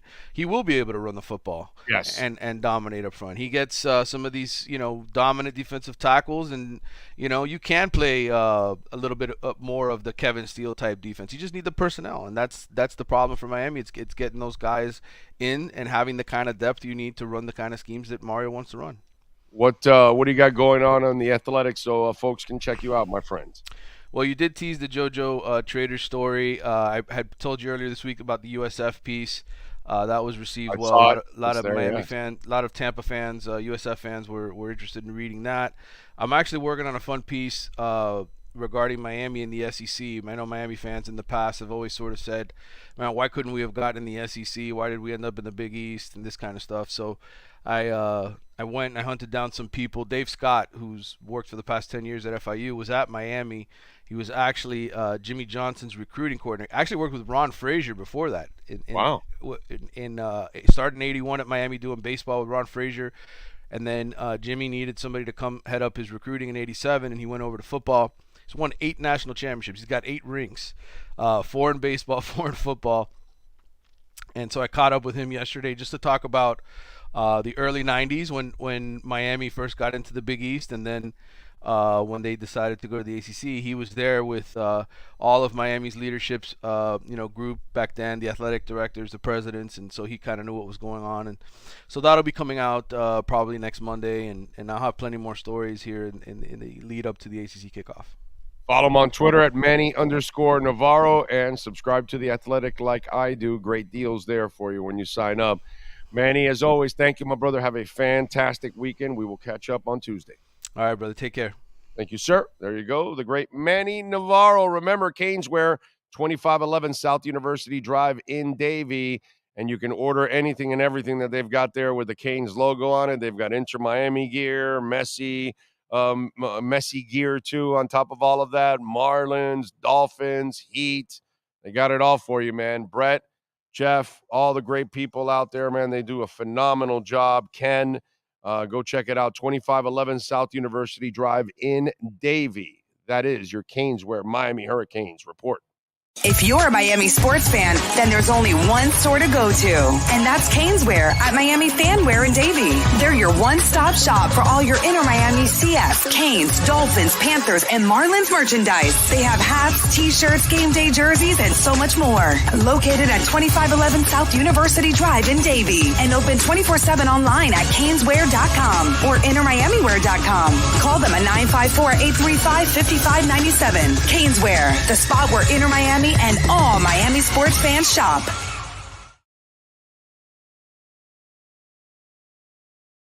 Yes. All right, we got Heat and Nuggets tonight at 8:30 on NBA TV. We got Marlins and Orioles at 7:05. We've got Messi in Publix, and everybody's going crazy, creating memes for him. We've got soccer tomorrow, by the way. On the road, Inter is at St. Louis on Apple TV. Sunday is the Messi unveiling presentation, whatever it's called. What 6:00? I think it is, right? Can you check out the time for me? Yeah, it's starting at 6:00, but right. I think they're unveiling the Messi part during the halftime. So there's going to be other thing going on. They're trying to time it to where when they go to halftime of the Gold Cup, Messi's there with the uniform. There you go. So the event, I believe, starts at 6, but no telling when they get to the actual. It's funny. Most people will be there for Messi, not for the actual game. Yeah. I want to look up and see where it's actually at. But it's not it's not a Drive Pink? No, she said it was at a neutral area because remember yesterday you were like, how are they going to fit everybody in there? And they're like, well, they're doing it at a neutral Where, A neutral FAU? site. I'm going to check Hard it out right Rock? now. I may be wrong. Maybe I misheard what No, Michelle they've said. got to be playing it there, bro. They need as many events there. They got to generate revenue. They're paying for Messi. So they're going to whore up that stadium like crazy, bro. And they should. They certainly should. John Padilla. The only way they can do that, though, is if they put the stage in the middle of the field. Yeah. I mean, because other than that, you can't put it in that media room. No. Thank you, John. He says, Big O, reporters are trash, too biased, and let their feelings get in the way. That's why I tune in here. Tell it like it is. Yep, that's how we do it, man. Let's see. Our passing protection has really stepped up under McDaniel and probably will continue to evolve. If we can be a dual threat from the run and pass, it will take a ton of pressure off our alignment. I agree wholeheartedly there. The blocking was better last year, even with, they found Brandon Shell and Robert Jones. Those guys did a nice job at left guard and right tackle. I think you have really good coaches. We'll see the new coach. I know he came in with a terrible reputation from his what he did here at UM, what he was doing in was it San Francisco? No, it wasn't San Francisco. What was it, Denver? The new O-line coach. They got him from Denver, right? Right, they were making fun of him. It was Denver. And but McDaniel knows the guy. So there must be something there too. So I'm going to give them the benefit of the doubt here. This is the best offense we have seen in forever, dude. I've been covering this team for a long time and watching him for even longer. I'm telling you, this is the best team we've had since the early 90s, and this team might be better than those teams. Okay, they got to prove it right now. But on paper, they're already as good as those teams in the early 90s. The only thing that you would give a clear edge to is Marino, because Tua hasn't reached that level to even make that comparison, even try. Right now, we're not insulting Dan that way. You know what I'm saying? I love Tua. I'm a huge Tua guy. I think he's a money player, but obviously he doesn't have enough to make any kind of comparison that way. So, but outside of that, I love everything else about this team over those teams back in those days, except maybe linebacker, obviously. But, outside of that, it's pretty damn good team, dude. But they've got to prove it. It's all paper right now, which doesn't mean jack crap, as you all know. We'll see. We'll see how it turns out. So Richard Sherman could be the next candidate for Undisputed. Did you see that?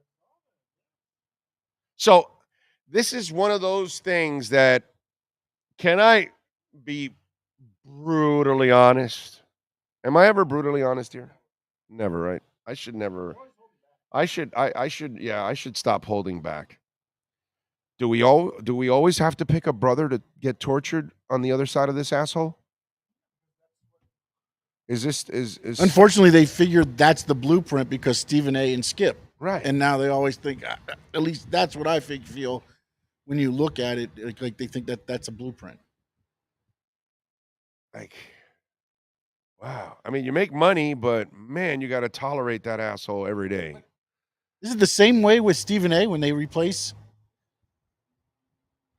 Because they had Max, and then. But Stephen A. can be obnoxious, and when it comes to football, absolutely clueless. Okay, yes.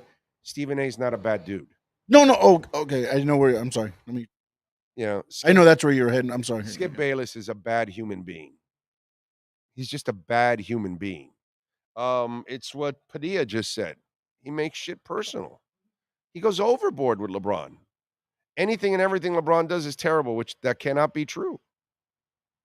I told you the example, and that's where that guy lost me a couple decades ago, when he just for fun. See, here's the problem with, we say that words are dangerous, and some of you out there are ignorant, and you don't believe that, right? And that's kind of stupid, because when you start spreading, lies, right? How about the 2020 election? There's still a bunch of you guys that are like completely lost and you think it was rigged. Like, that's stupid.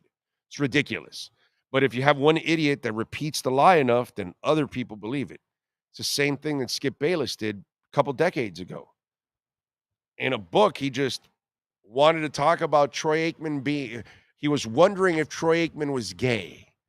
And he wanted, not that there's anything wrong with that, even if he was gay, but in those days, oh my God, that was an indictment. And so he explored it for like 6-8 pages, whatever, of his book.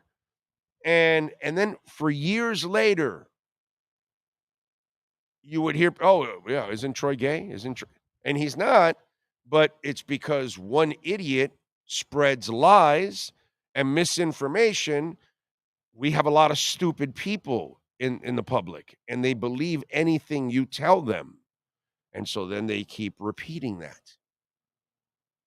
See what I'm saying? Doesn't matter the decade, you can do it. You know? Hey, in 1984, the world's coming to an end, right? Didn't you read the book? In 1999, oh my God, all the computers are going to go to crap. We spread FUD, and then people believe it. Fear, uncertainty, and doubt. So we spread that, and people then latch on. And so for years, people would talk about Troy being gay, and it wasn't, and they never read the book, that it was just him exploring something that he thought was a rumor or something. And then for years, people made it a fact. And that's because people don't read. They actually don't take the time to, actually understand what they're talking about or anything like that. There's too much misinformation that's out there. And misinformation is dangerous. And it's been dangerous forever. And it leads people into directions that they don't need to go to. Bro, remember the panicking in 1999 for the computers? My God. It wasn't that bad in 84, okay? Not everybody read the book. Not everybody believed it. But 99, boy, that was like the world was coming to an end. Like banks were going to shut down and your money was going to get lost. And like people are coming up with all kinds of crazy stories. And you scare people for no reason at all. You lie to them. And then you have dumb enough people that are going to believe it. Concerning Eichenberg and Austin Jackson, the team believes they can coach them up. We saw what they were able to accomplish with Tua. If McDaniel wants to coach them up, I'm ready to see the results. These coaches are getting the benefit of the doubt for me. I have no problem with that. Les Jam says, Big O just read that Jimmy Butler and Shakira had dinner in London.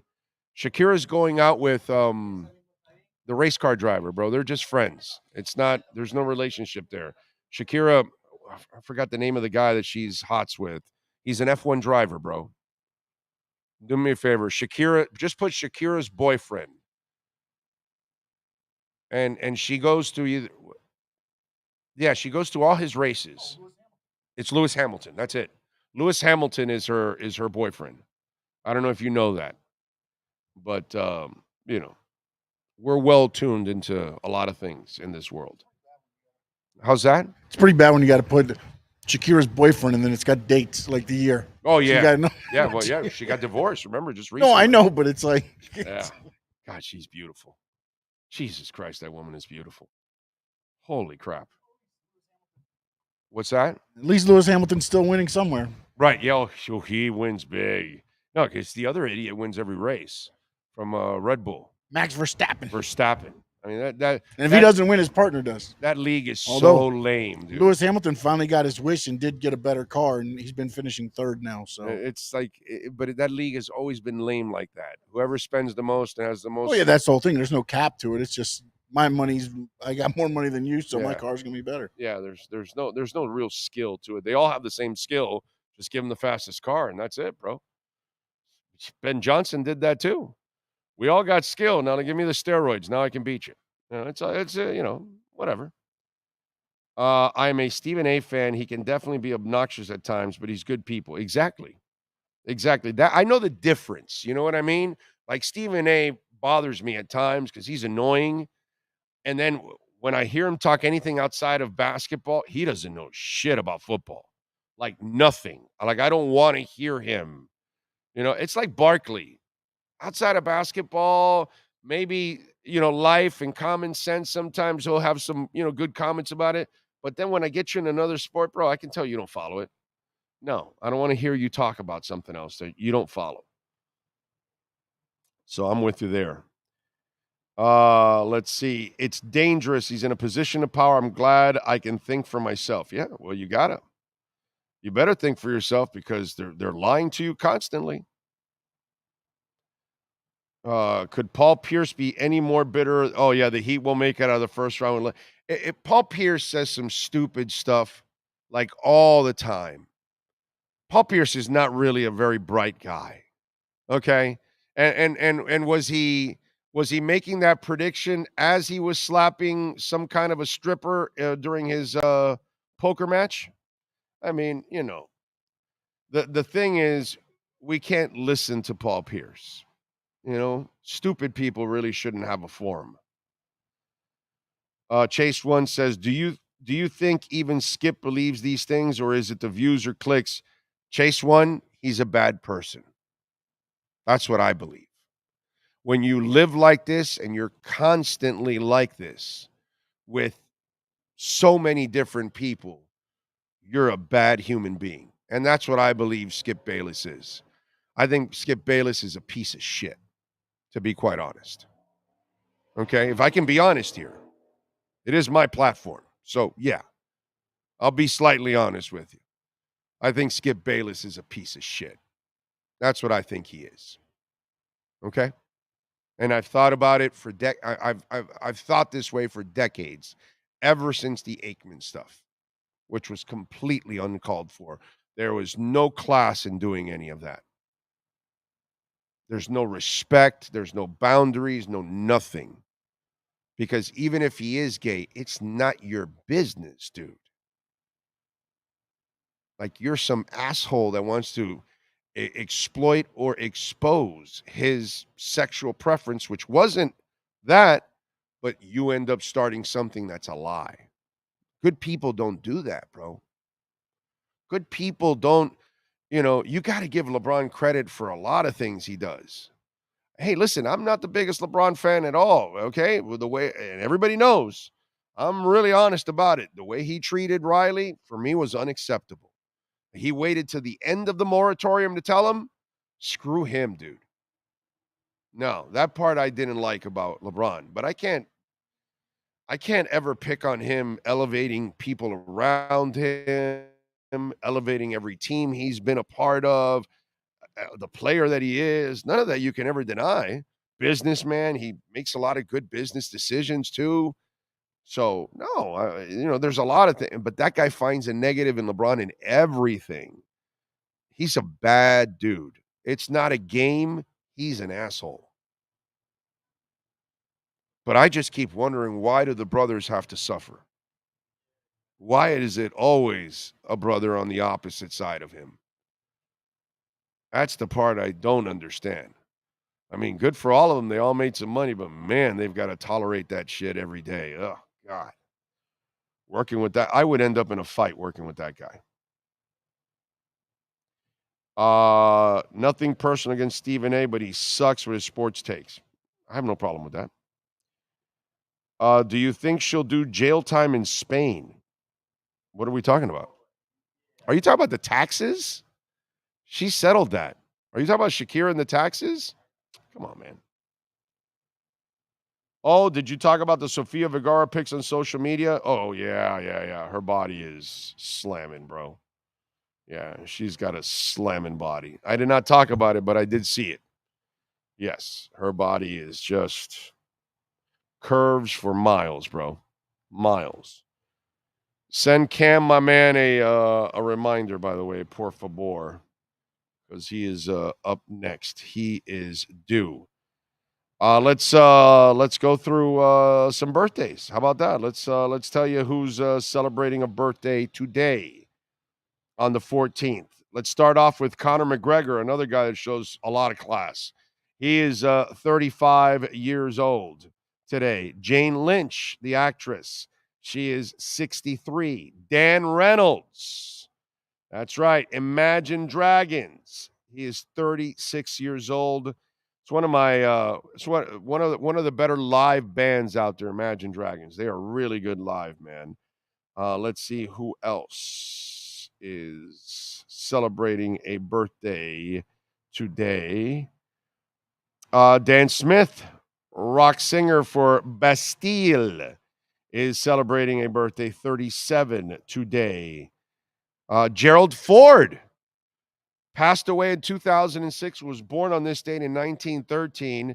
But I mention him because Gerald Ford and Joe Biden are kind of the same thing. Two deadbeats that would fall a lot. Let's see. What else do we have?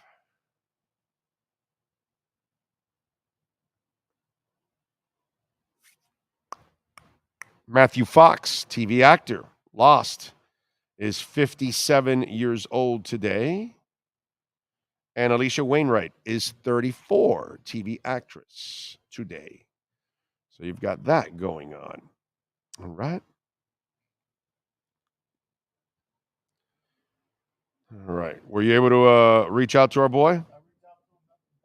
Okay, no, he's a TV star. He's kind of busy. Yeah, there's lines of people trying to talk to Cam, and so. July 14th in music history, on this date in 2008, Guns N' Roses announced their new song, Shackler's Revenge, would debut on Rock Band 2 video game. In 67 on this date, The Who began their first American tour, opening up for Herman's Hermits.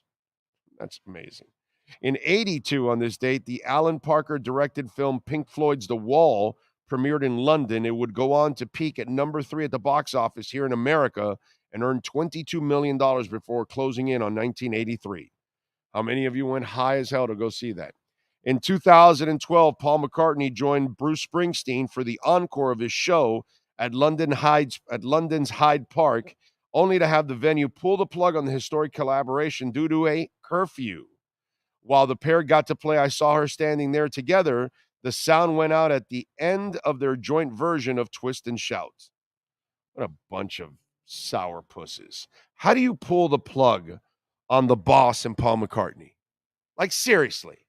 Somebody complains about the sound, you turn to him and say, dude, it was a Beatle and the boss. Huh? You're complaining about that. You should want that being played the entire night while you sleep. What are you talking about? You know what I'm saying?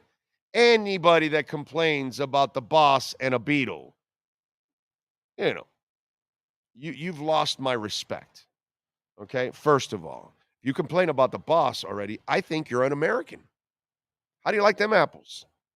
You complain about Bruce Springsteen, I'm stripping your citizenship.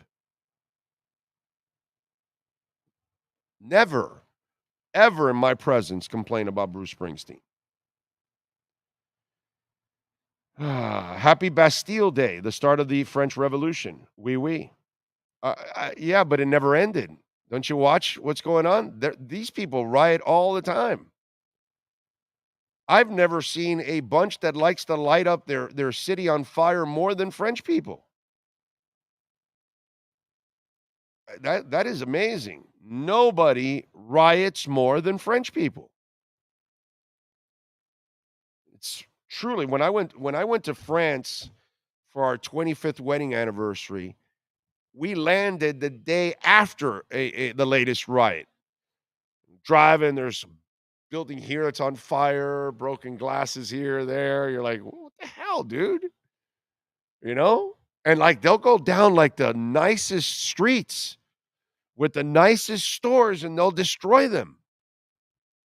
By the way, I've never understood that. I've never understood rioting in any form or fashion where you're destroying someone else's private property, you're destroying public property, because in the end, you morons, you're costing all of us money and yourself in the process. Yeah, let's resolve everything by burning everything we own down. Yeah, that makes a lot of sense. The French people are amazing, dude. I mean, nobody riots like the French people. Holy moly. Those people will light everything on fire. They're crazy. They're just crazy people. Any of you out there watching the show from France? Man, you got a bunch of nutbags over there. Did you see Fran Drescher yesterday? She looks fantastic for 65. Yeah, I saw her ripping into. One of the things that these movie companies are trying to do to the actors, and why the actors also, they were striking for many things, but check out the gall from the movies companies. So, did you hear about this? The AI.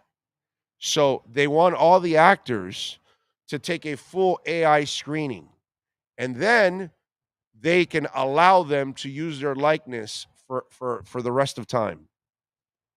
So they can go on to make movies with your AI. And then you're not making any money off of it or anything? Are you serious? Like a one-time payment, that's it. And then they keep your likeness forever. Like the actors freaked out. Like, what? And so that's part of it. And so now you've got the writers and the actors, and this is like your favorite shows. Well, if you're waiting for season 2 of Reacher, it may not come now. Although that one I think might be done, but you never know. Will they stop Warrior?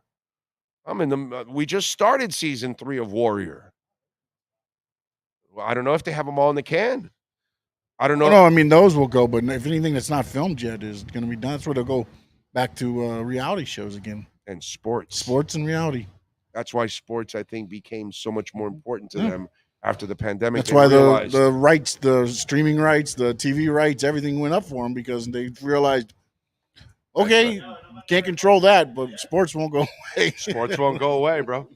Whether it's cornhole, whether it's whatever you might think. Or Dana White. You ain't stopping Dana White, bro. Nope. He'll go slap. He'll slap his wife. Maybe he'll start reverse slap. Yes. He'll slap his wife, too, if he has to in order to get business. And that thing didn't even save the slap thing. All right, let's do it. Let's have a slap happy fun with Cameron Wolfe and our KSDT CPA, Miami Dolphins and NFL report. We unleash the Wolf Pack as we get the latest in the NFL and the Miami Dolphins with our KSDT CPA Pro Football Report with NFL Network insider Cameron Wolfe. KSDT is one of South Florida's largest and one of the country's fastest growing accounting firms. KSDT CPA is a full-service firm that also excels in crypto. Visit them at ksdtcpa.com or call 305-670-3370. Here's NFL insider Cameron Wolfe. Oh, what's going on? Dilemmas, bro. I'm really kind of frustrated here, and I'm frustrated for my African American brothers out there. I really am. Do we always have to pick a brother to have to sit opposite of Skip Bayless? Why are we doing this? This is torture of human beings. Can we just pick an AI or something? No human being should be across from that guy. Richard Sherman. I think Richard Sherman might kick his ass one day. I think they like the former player. I get it, but mixed with Skip. Richard, I think Richard once said that my life is worth more than you or something like that to Skip Bayless or something of that ilk. I got to figure out the exact quote. I don't know if you can pull it up, but that's the one thing I think about when I think about Richard Sherman and Skip Bayless. They got to figure out what they're going to do. I'm not a fan of that guy, bro. I'm just not. Sharp, who you talking about, Richard Sherman? No, dude, no. I'm a fan of Skip Bayless, bro. Please, gotcha. Skip Bayless. I'm not a fan. You can't just slam LeBron for everything he does. That's so ignorant and hateful and just and I explain you're young, so you didn't live it like I did. He spent a chapter in a book just to like an exercise. Is Troy Aikman gay? What? You don't know about this? No, I missed it. He wrote a book. Yeah, again, you're young. This is 25, 30 years ago. So he wrote a book, and in the book, he just explored it. He said, "Oh, it was a rumor," and in the book, he writes about how he goes around Cowboys camp and the stadium and asking different people, "Have you seen him with a woman? This, that, whatever." And back in those days, okay, not that it should ever be an indictment who you want to love, who you want to be with. Hey, man, whatever makes you happy, God bless you, dude. Enjoy yourselves. But in those days, brother, it was like it's like an indictment almost. It's so homophobic in those days, and especially the sport is incredibly homophobic. It's still homophobic, but in those days, can you imagine? And Right. so, for fun, in his book, he just explored it. And then this is why the words are dangerous, because when you spread lies, then they have a life of their own. And for the next decade, you would have guys talk about Troy's sexuality. And it was like, yo, dude, did you read the book? It was never true. He never found out any evidence, but he did it for, to raise the level of his book and his name and all that, because that's what he was doing in those days. He was building up his name. And just for fun, he had with Troy Aikman to do that. Think about how low of a person you have to be to do something like that. So I've never been a fan of that guy for decades. I got Is you. what I'm, so to me, it just, you could tell he makes it personal. Like, trying to think of who's a real shtick guy that I don't think believes everything he does. Cowturd. I don't think Colin Cowherd is a guy that believes everything he says. I think he does a lot of stuff for shtick. You know what I mean? That he goes against the grain for certain things, but it's not a personal thing. He comes up with his, whatever, the way he does things. But I think some people make it personal, and that's what bothers me about that guy. You know what I'm saying? And then it's always you twist the show always with I'd like variety. You know what I'm saying? Because I don't like the signal it sends. Put it that Right. way. So I found the quote. Richard Sherman said, "In my 24 years of life, I'm better at life than you," which is somehow even Yes. more and more impactful than what I Even initially in thought. his worst moment, hitting that door with his wife. I'll take Richard Sherman every day of the week and twice on Sundays over Skip Bayless. Yeah, Yes, man. what are you going to say, Sean? No, and also I got another thing that he said during the show. He says, "Skip, refer to me as an all-pro from Stanford. Some accomplishments you can never aspire. You will never accomplish anything." Talk about personal, but also it had some But they see validity, it. right? But Cam, they see it. They see what I see. That's all it is. I think a lot of the people that are watching right now or downloading the show later on or whatever, I think they see the same thing I see with Skip, that it's personal. You know what I mean? It just, I don't know, man. It just, I wish he went away. I really did. Now, I don't even watch the show, but I just hate that we've given him this kind of a platform and he's abused it in every possible wrong way he could possibly abuse it. Got you. I That's hear you, just, man. I hear you. that's where I'm just not a fan of it. All right, Josh Jacobs. It's Mhm. getting ugly for him. Obviously, Saquon Barkley. We're coming up to the imaginary deadline that we have on Monday to get a deal done, and I don't think either one's going to have a long-term deal because nobody's signing running backs to long-term deals Right. anymore. It's just it just doesn't happen. Even and Saquon would be that guy Mhm. that you would sign because his character and his talent is sick, but because of the injury history, I kind of get that why that's not happening there.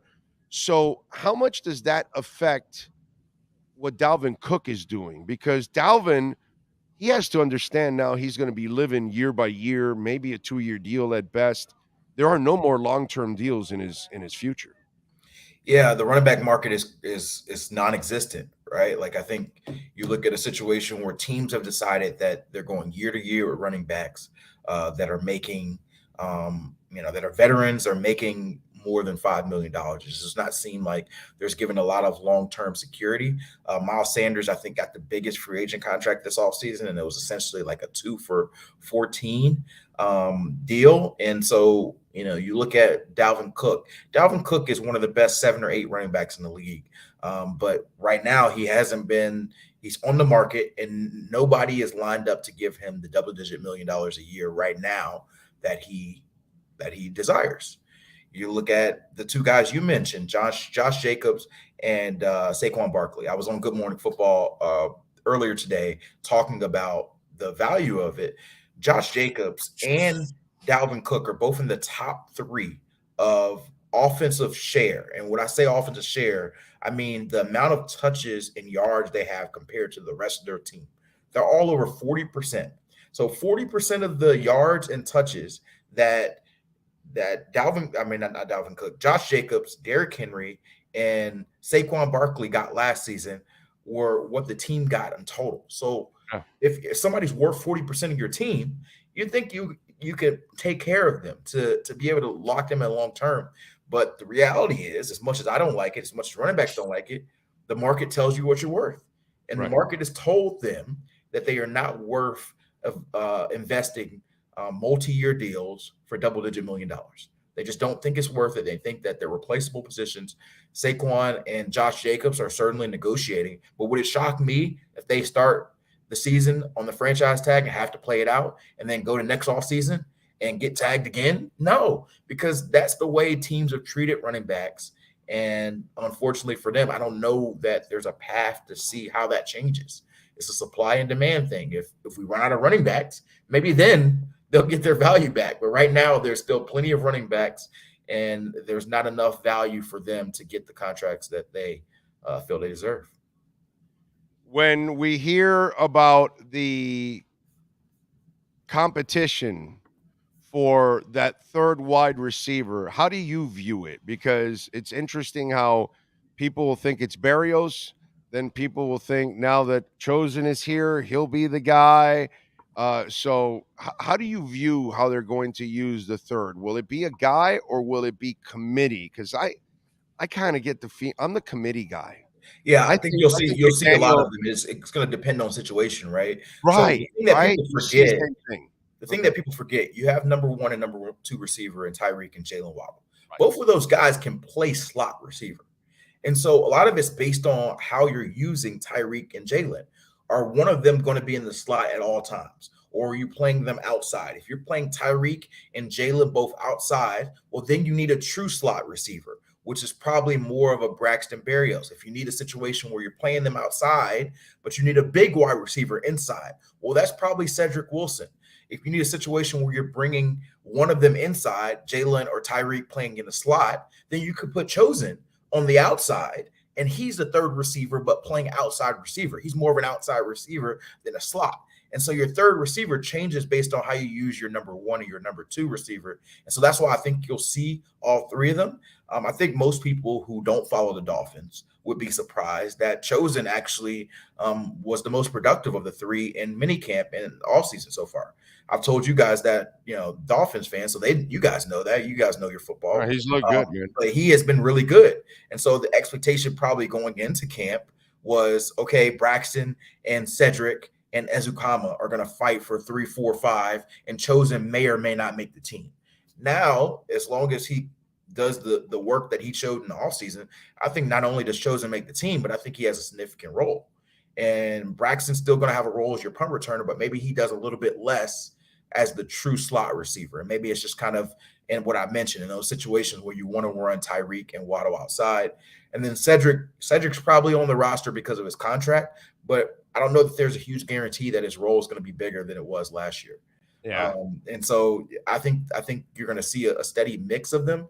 But I will say I do think that that third receiver, whether it's Chosen, whether it's Braxton, Cedric, Ezukama, is going to get more work because I think you see the tight end position used less as a receiver.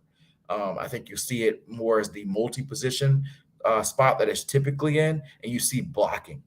Because one thing we haven't talked about a lot for that position, they lost a lot of blocking because they had Mike Gesicki on the field.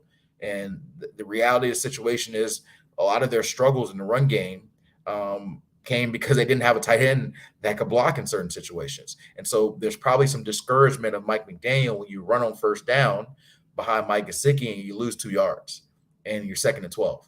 And so now we're not going to run the ball for 5 straight plays. And so we talk about the effectiveness versus the frequency. Well, yes, Mike McDaniel has to run more, but I also don't blame him if I see my running back run into the back of Mike Gesicki on first down, then why am I going to run again on second down? And so personnel changes helps that. but it also probably decreases the amount that you feel like you throw to the tight end, which means that third receiver is on the field more and ideally gets more touches. I'm looking forward to it, man. It's going to be a lot of fun. I can't wait for camp to come. Probably be the hottest camp we've ever had, by the way. Okay. Don't remind me. Don't remind me. I'm my last few hours in New York before I head back. And one thing that I'm reminded of is that people outside of Florida have breathable summers. I'm walking around New York sometimes, especially in the evening, where I'm walking outside with my wife for like 30, 45 minutes, and I'm not sweating. And I'm like, this is weird.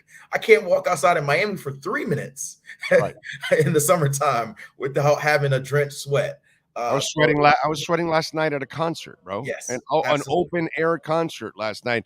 That there was rain and then there was wind, so it cooled down, and it was still hot and muggy when it's all said and done. I mean, we are a different breed down here. The humidity, bro, that we have down here is just the humidity. It's the humidity eats you up, and let me tell you, it gets hot in New York. Okay, so it's not like I'm not gonna say, oh, New York it doesn't get. That's bull crap, dude. Go to Atlanta. Atlanta gets brutal too. Yep. Okay, we're not the only ones, but yeah, dude, our humidity is special. Right. Man, our humidity is special, dude. That is just absolutely nuts. One more thing before I let you go. There's a story now floating around. Do you believe Belichick could be on the hot seat in the next year or two? Because I'll believe it when I see it, man. Okay. You know, to me, Bill Belichick, we had this conversation, 2-3 months ago. It's crazy to look back in retrospect, but when the Heat were struggling, and they were competing for this play-in spot, we were talking about all the Heat fans talking about, oh, well, maybe Pat Riley has overstayed his welcome and he's going to get out, right? And I was telling you, like, to me, Pat Riley, like Eric Spoelstra, like Greg Popovich, like Bill Belichick, are sort of these guys where they tell you when they're done.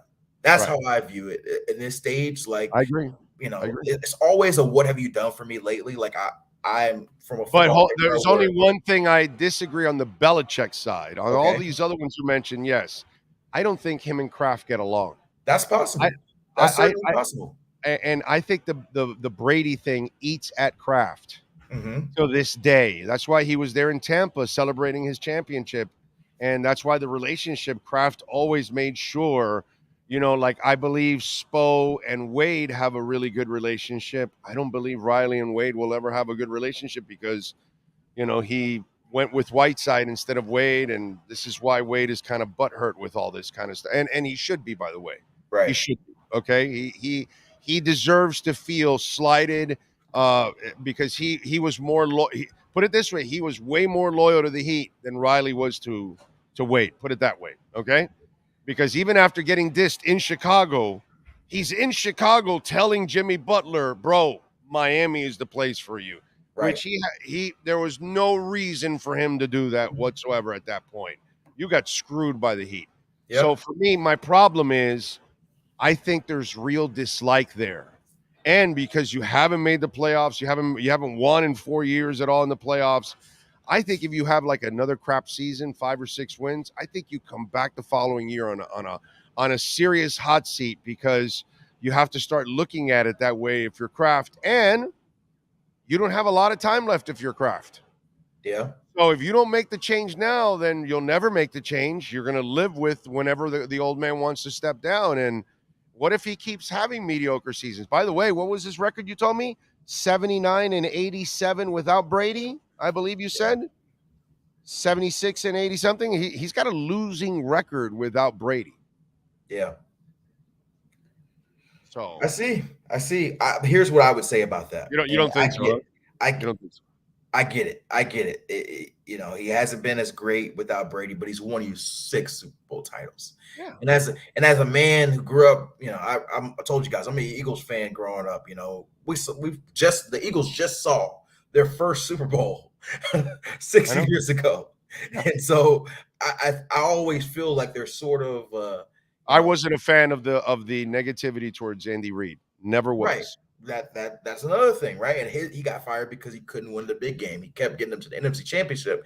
And you ask Browns fans, they're going to be like, "I'd love to get to an AFC Championship. I'd build a coach's statue if they made 5 in AFC Championship games." But Cam, as I've mentioned in this interview, I'm old. Right. This is what we used to say about Shula. Yeah. And he only wins 10 games now. Yep. He only gets to the first round. That's not enough. That's how freaking spoiled we were at that point. Like Shula's worst years were better than, for the next 25 years, better than most of the best years that other coaches could possibly have here. Those were Shula's worst years. Right. I mean, and it was so stupid the way we thought back then, because I was one of those idiots. I will never do that to Riley. I said that already. Riley can write his ticket whenever the hell he wants to go, dude. I'm never on that because I learned my lesson. What we did to Shula was uncalled for. It was disgusting. It was despicable what we did to Shula. That was wrong. So I get what you're saying, the loyalty factor. I get it. And the grass is not always greener. Like sometimes, you think, okay, we fire Belichick. Oh, that gives us a better chance to win. Does it? Maybe your team is just, maybe it's just a team. It is what it is. Like maybe you go back to being the Patriots that you were before. That's what I'm saying. Maybe you go into a period where it's worse, and you're like, man, what I would give for a 10-7 season where I, lose in the divisional playoff round. Like some teams are wishing for that. I mentioned this on air this week. The Jets have not made the playoffs since 2010. That's the longest streak of any team in all 4 major sports. That's why they're on Hard Knocks. Right. And so, you know what Jets fans would love? I know they would love a Super Bowl, but you know what they would very minimally love? To make the playoffs. Yes. Some teams is just end the streak. Let us play games that matter in the playoffs. Yeah. That's it. I'm with you. All right. What do you got going on at NFL Network, my friend? Yeah, gearing up for training camp. So I did all week in GMFB, and so gonna spend some time with my family the next few days. Go out to LA. We're gonna have a work trip out there, nice. And then training camp is the following week, and so gearing up for the grind. The wait is almost over, folks. You're gonna see any concerts while you're in LA? Because bro, there's always tons of concerts. I don't think so. It's a short trip, about 2.5 days, and 2 of it is work. So I don't know how much I'll get to explore, but we'll see. Okay. You know me, that's always a priority. I gotta squeeze in a show whenever I'm on the road. Follow him on Twitter at Cameron Wolfe and catch his work there at the NFL Network, and catch him twice a week here doing his thing with the KSDT CPA, Miami Dolphins and NFL Report. Cam, as always, thank you, my brother. Have a fantastic and blessed weekend. All right, you too, man. Thank you, sir. There you go. The great Cameron Wolfe. This has been the KSDT CPA Pro Football Report with NFL insider Cameron Wolfe. KSDT is recognized by Forbes as one of the top tax accounting firms for 2022. KSDT CPA is a full-service firm that also excels in crypto. Visit them at ksdtcpa.com or call 305-670-3370.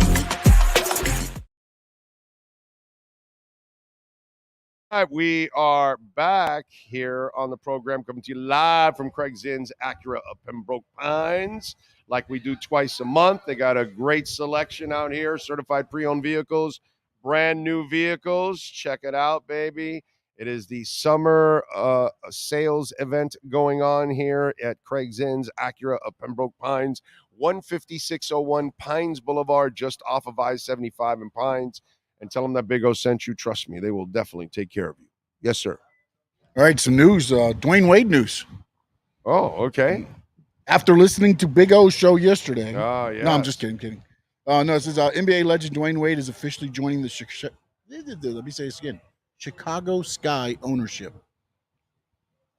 So there you go. Oh, so is that like a WNBA team, or is that what is the Chicago Sky? I gotta find out. Is that a soccer team?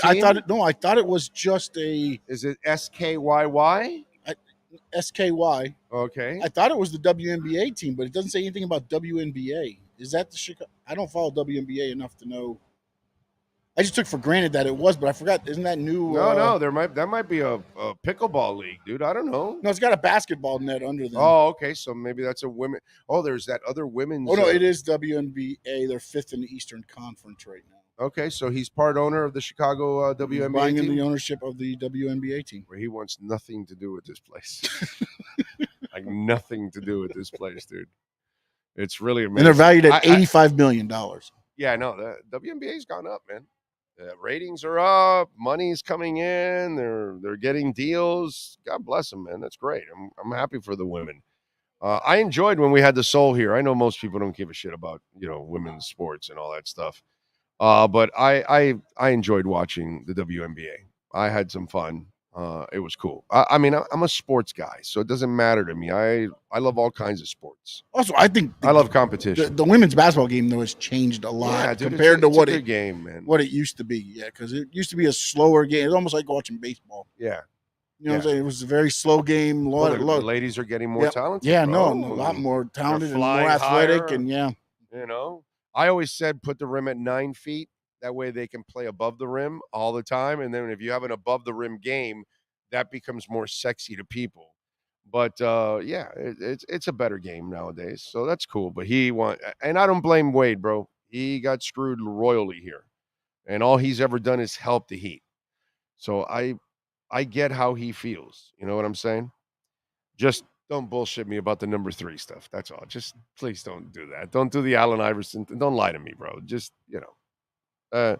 that's the only thing that yesterday I had to call the bullshit. And if you didn't hear this, the segment, it'll be up this weekend too as well. Oh, okay. It's going You'll up do it on video? on its video. Yeah. Okay, yeah, you should do it on video. Yep. It'll be up this it's weekend. already there on audio if you wanna check it out.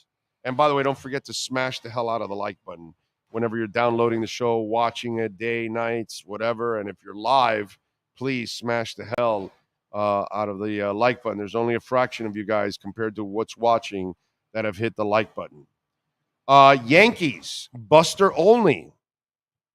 He says that the team that will be likely motivated to make a move for Shohei Ohtani is, what do you think? He said. Seattle. Yankees. So obvious, right? You didn't want to go with so obvious, so you went with like a wild card, something on the side. Seattle. I see what you're. They've been the buzz team that everybody's talking about now because of the Coast. All-Star game. They gave him the ovation. They started chanting, "We want you," and he acknowledged them. And he took off his hat a little bit. That's it. He's going to Seattle. And we got to call it like we see it. The Asian populations in Seattle, San Francisco, and Los Angeles, the West Coast, makes them the obvious destinations for him. And it's easier to go back and forth. Right. Homeland. Exactly. So we've always known that. But the Yankees have had their share of Asian players that they've been able, so, it's not like it's never happened. It's happened several times. And they got the money to make it okay to come here to be, you know what I'm saying? It's not like they're. And the old man's not alive anymore, so you don't have to be worried about being called a fat toad. Remember he called what was the name of was it a first baseman? What was his name, dude? Oh, he called him a fat toad. Marasuka Maraha. Oh, God.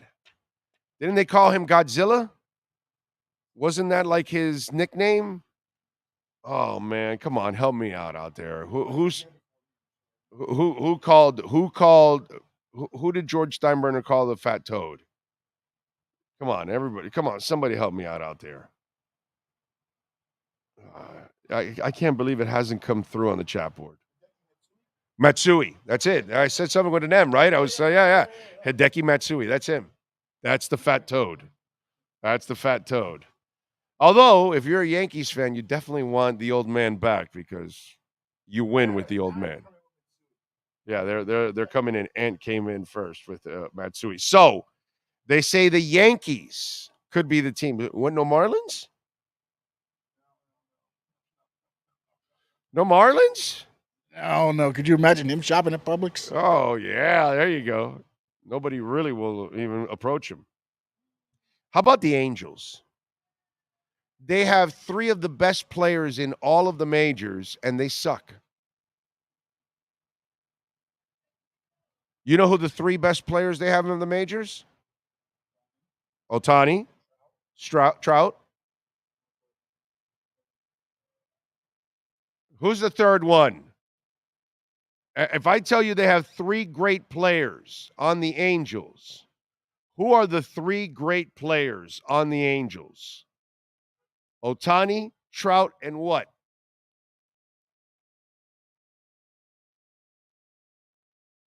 I have a smirk on my face because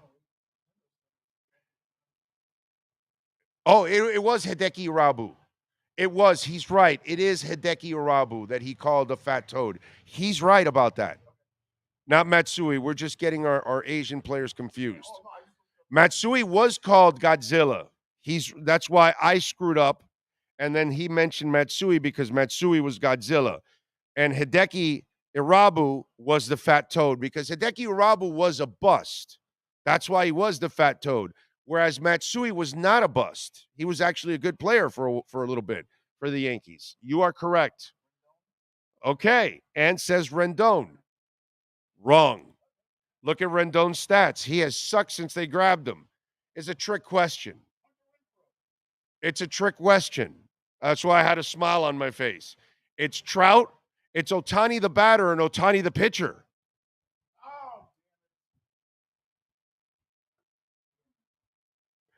Those are your 3 great players on the Angels. You don't have 2 great players. You have 3 great players.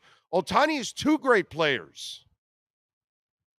Ohtani can't be considered 1 great player because he does what great players do. Plays once every 5 days. He throws the ball. But then he's hitting every other time. So he's 2 players. And Rendon has sucked. I mean, the poor man has had the worst luck, all kinds of injuries. I mean, Anthony Rendon has been a disaster. He should be a great player. I couldn't name you 3 Angels. That's why I had to go and look up the roster. I'm like, Rendon, I guess. And Ant is 1,000% right. That's who you would pick, that Rendon would be the 3rd guy, but he's not. But if you really look at it, the 3 guys are Ohtani, and Trout. Those are your 3 players right there. This is his final year of the contract, or next year is his final year? I knew none of you were going to get that one. I wasn't going to look at that one. Never looked at that one. Yeah, of course. Because I was looking at Chad Wallace. I was like, that's a former Marlin. Yeah. Chad Wallach. Not great player. No. Don't worry. The Marlins are the dark horse team. Damn it. You heard it from me first. Ohtani will be a Marlin. Is this the final year of Ohtani, or is next year the final year of Ohtani? This is the final year of Ohtani. So they have to trade him by the deadline. I was going to say, or lose him for nothing. You're not going to get anything. I mean, what you could get for a rent-a-player.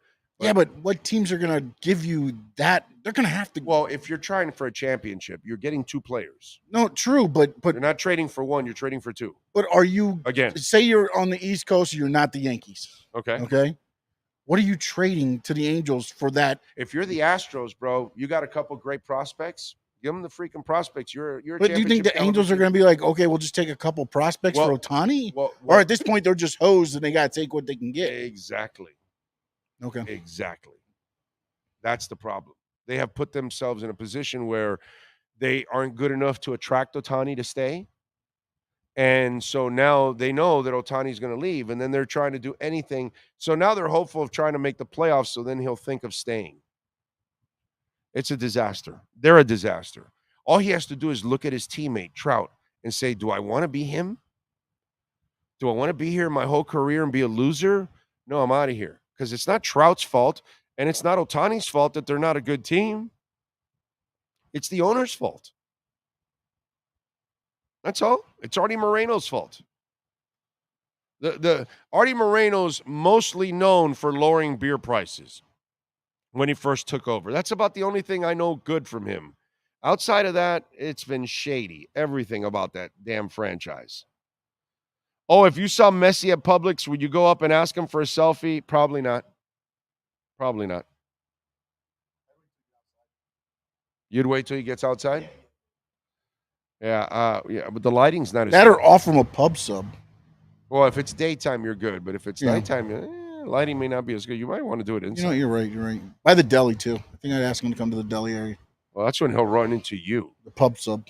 Yeah. Let's do it. He'll run into you in the deli. Toast. You think he'll eat the pub sub? No. He doesn't eat bread, right? Well, no, I'm sure he eats some. Probably eats healthy. Dude, the guy runs 10 miles every day.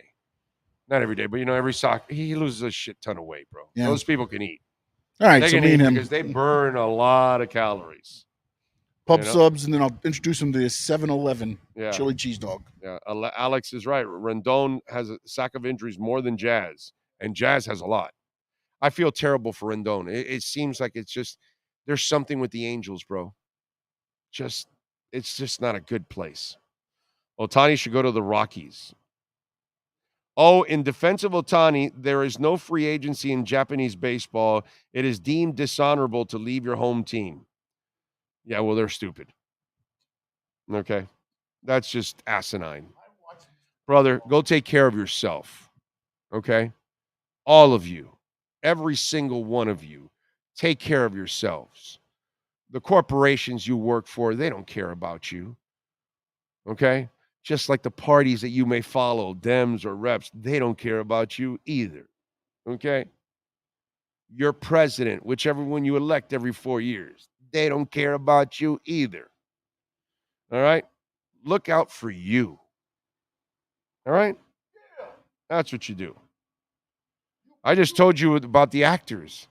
Like the movie companies are like, well, we want to AI you guys for a one-time fee, and then we get to use your likeness for life. Huh? Yeah, get the hell out of here. Yeah, because they know they're going to be able to pay you a little bit, and then they're going to make so much money off of you. Oh, would you offer Messi some of Sean's famous pickled lemonade? No, I would never do that to him. I don't know if Sean would do it, but I would not do that. If he starts cramping up on the field, I'll sit out there. The pickle juice is good for you. Well, that's true. There you go. You are doing him a service there. That's pretty good. Big O, don't forget the Mets are going to be in the market. Epler brought him to the Angels and is now the GM of the Mets, and Cohen has the money. Yeah, Cohen definitely has the money. Yeah, the Mets are a disaster right now. They have no reason to be a disaster. I mean, they've had some bad luck with the injuries, but man, still they're loaded. So if your team sucks and you're miserable, you have to stay there because of your culture. Yeah, right. Doesn't it stupid?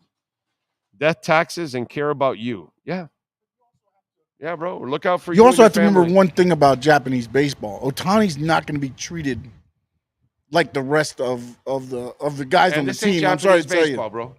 No, I know this isn't Japanese baseball, but I'm saying, but over there, like it's a different vibe. It's not like American baseball. Right. It's yeah. not. Right. Ohtani's going to be treated like Ohtani should be treated. Yes. He's not going to be treated like with the Angels. No, he should be treated like a king. And he should go on a free agent tour, and he should be rolled the red carpet, and they should roll out the $500-600 million contract fully guaranteed for him, because he is the ultimate freak that we've ever seen in the history of the game. Maybe he'll be a Marlin. Ohtani and Trout could go to Aventura Mall and slap someone and no one would know who they are, probably. Gordon says, well said, you got to take care of yourself. Those teams and corporations will toss you out at the drop of a hat. Once you're gone, you're only a number to them. A freaking men. Okay? You know who you're loyal to? Your loved ones. That's who you're loyal to. You know who you should be loyal to? Maybe some of your friends. And that's where it ends. But loyalty to any of these corporations, any of these other things, no. I'm not doing that, bro. I'm not doing that. I've lived too much to watch and see how they don't care about us. So we got to take care of each other. Forget these corporations and... Anyway, we thank Marcel Louis-Jacques. We thank Manny Navarro. We thank Cameron Wolfe. Sean Stanley, the man, the myth, the legend that masters this entire platform. I don't think I'm going to do anything tomorrow or Sunday. Yeah, go ahead. Flu 66. It was Mike Boyette. Oh, okay. The hippie hold. It was like the Iron Sheik's camel clutch. The hippie hold. I thought that's when you toke and then you just hold in. Yep. What do you got to say? What? Yeah. No, what are you doing? I'm holding it in, man. Come on. Yeah, I thought that was the hippie hold. Did I stereotype there? Was that not right? From one hippie to another? Is that not right to do? I'm sorry. Anyway, we thank Marcel Louis-Jacques, Manny Navarro, Cameron Wolfe, Sean Stanley, the great Larry Schlossberg. Yes, Pat Nasto, Tony Stampone, all the great people out here. And please, if you're looking to buy or lease a vehicle, come on out here to 15601 Pines Boulevard. Tell them that Big O sent you. We got a selection that is second to none. Okay, this is the number one volume sales dealership in the United States, and it's right here in your backyard. Number one Acura dealership. So come on out. The Integra is just absolutely crazy, dude. What a beautiful car. And you get the sports package of it. Ooh, doggy, that thing is nice. Anyway, we shall see you guys on Monday if there's no breaking news over the weekend. Same time, same place, same bat channel.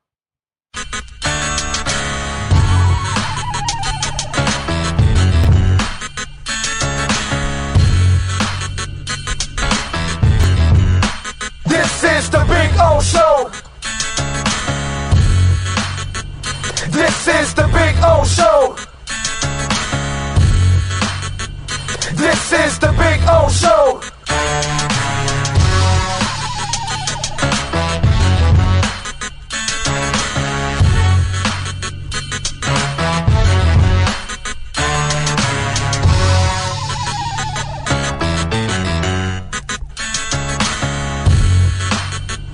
This is the Big O Show.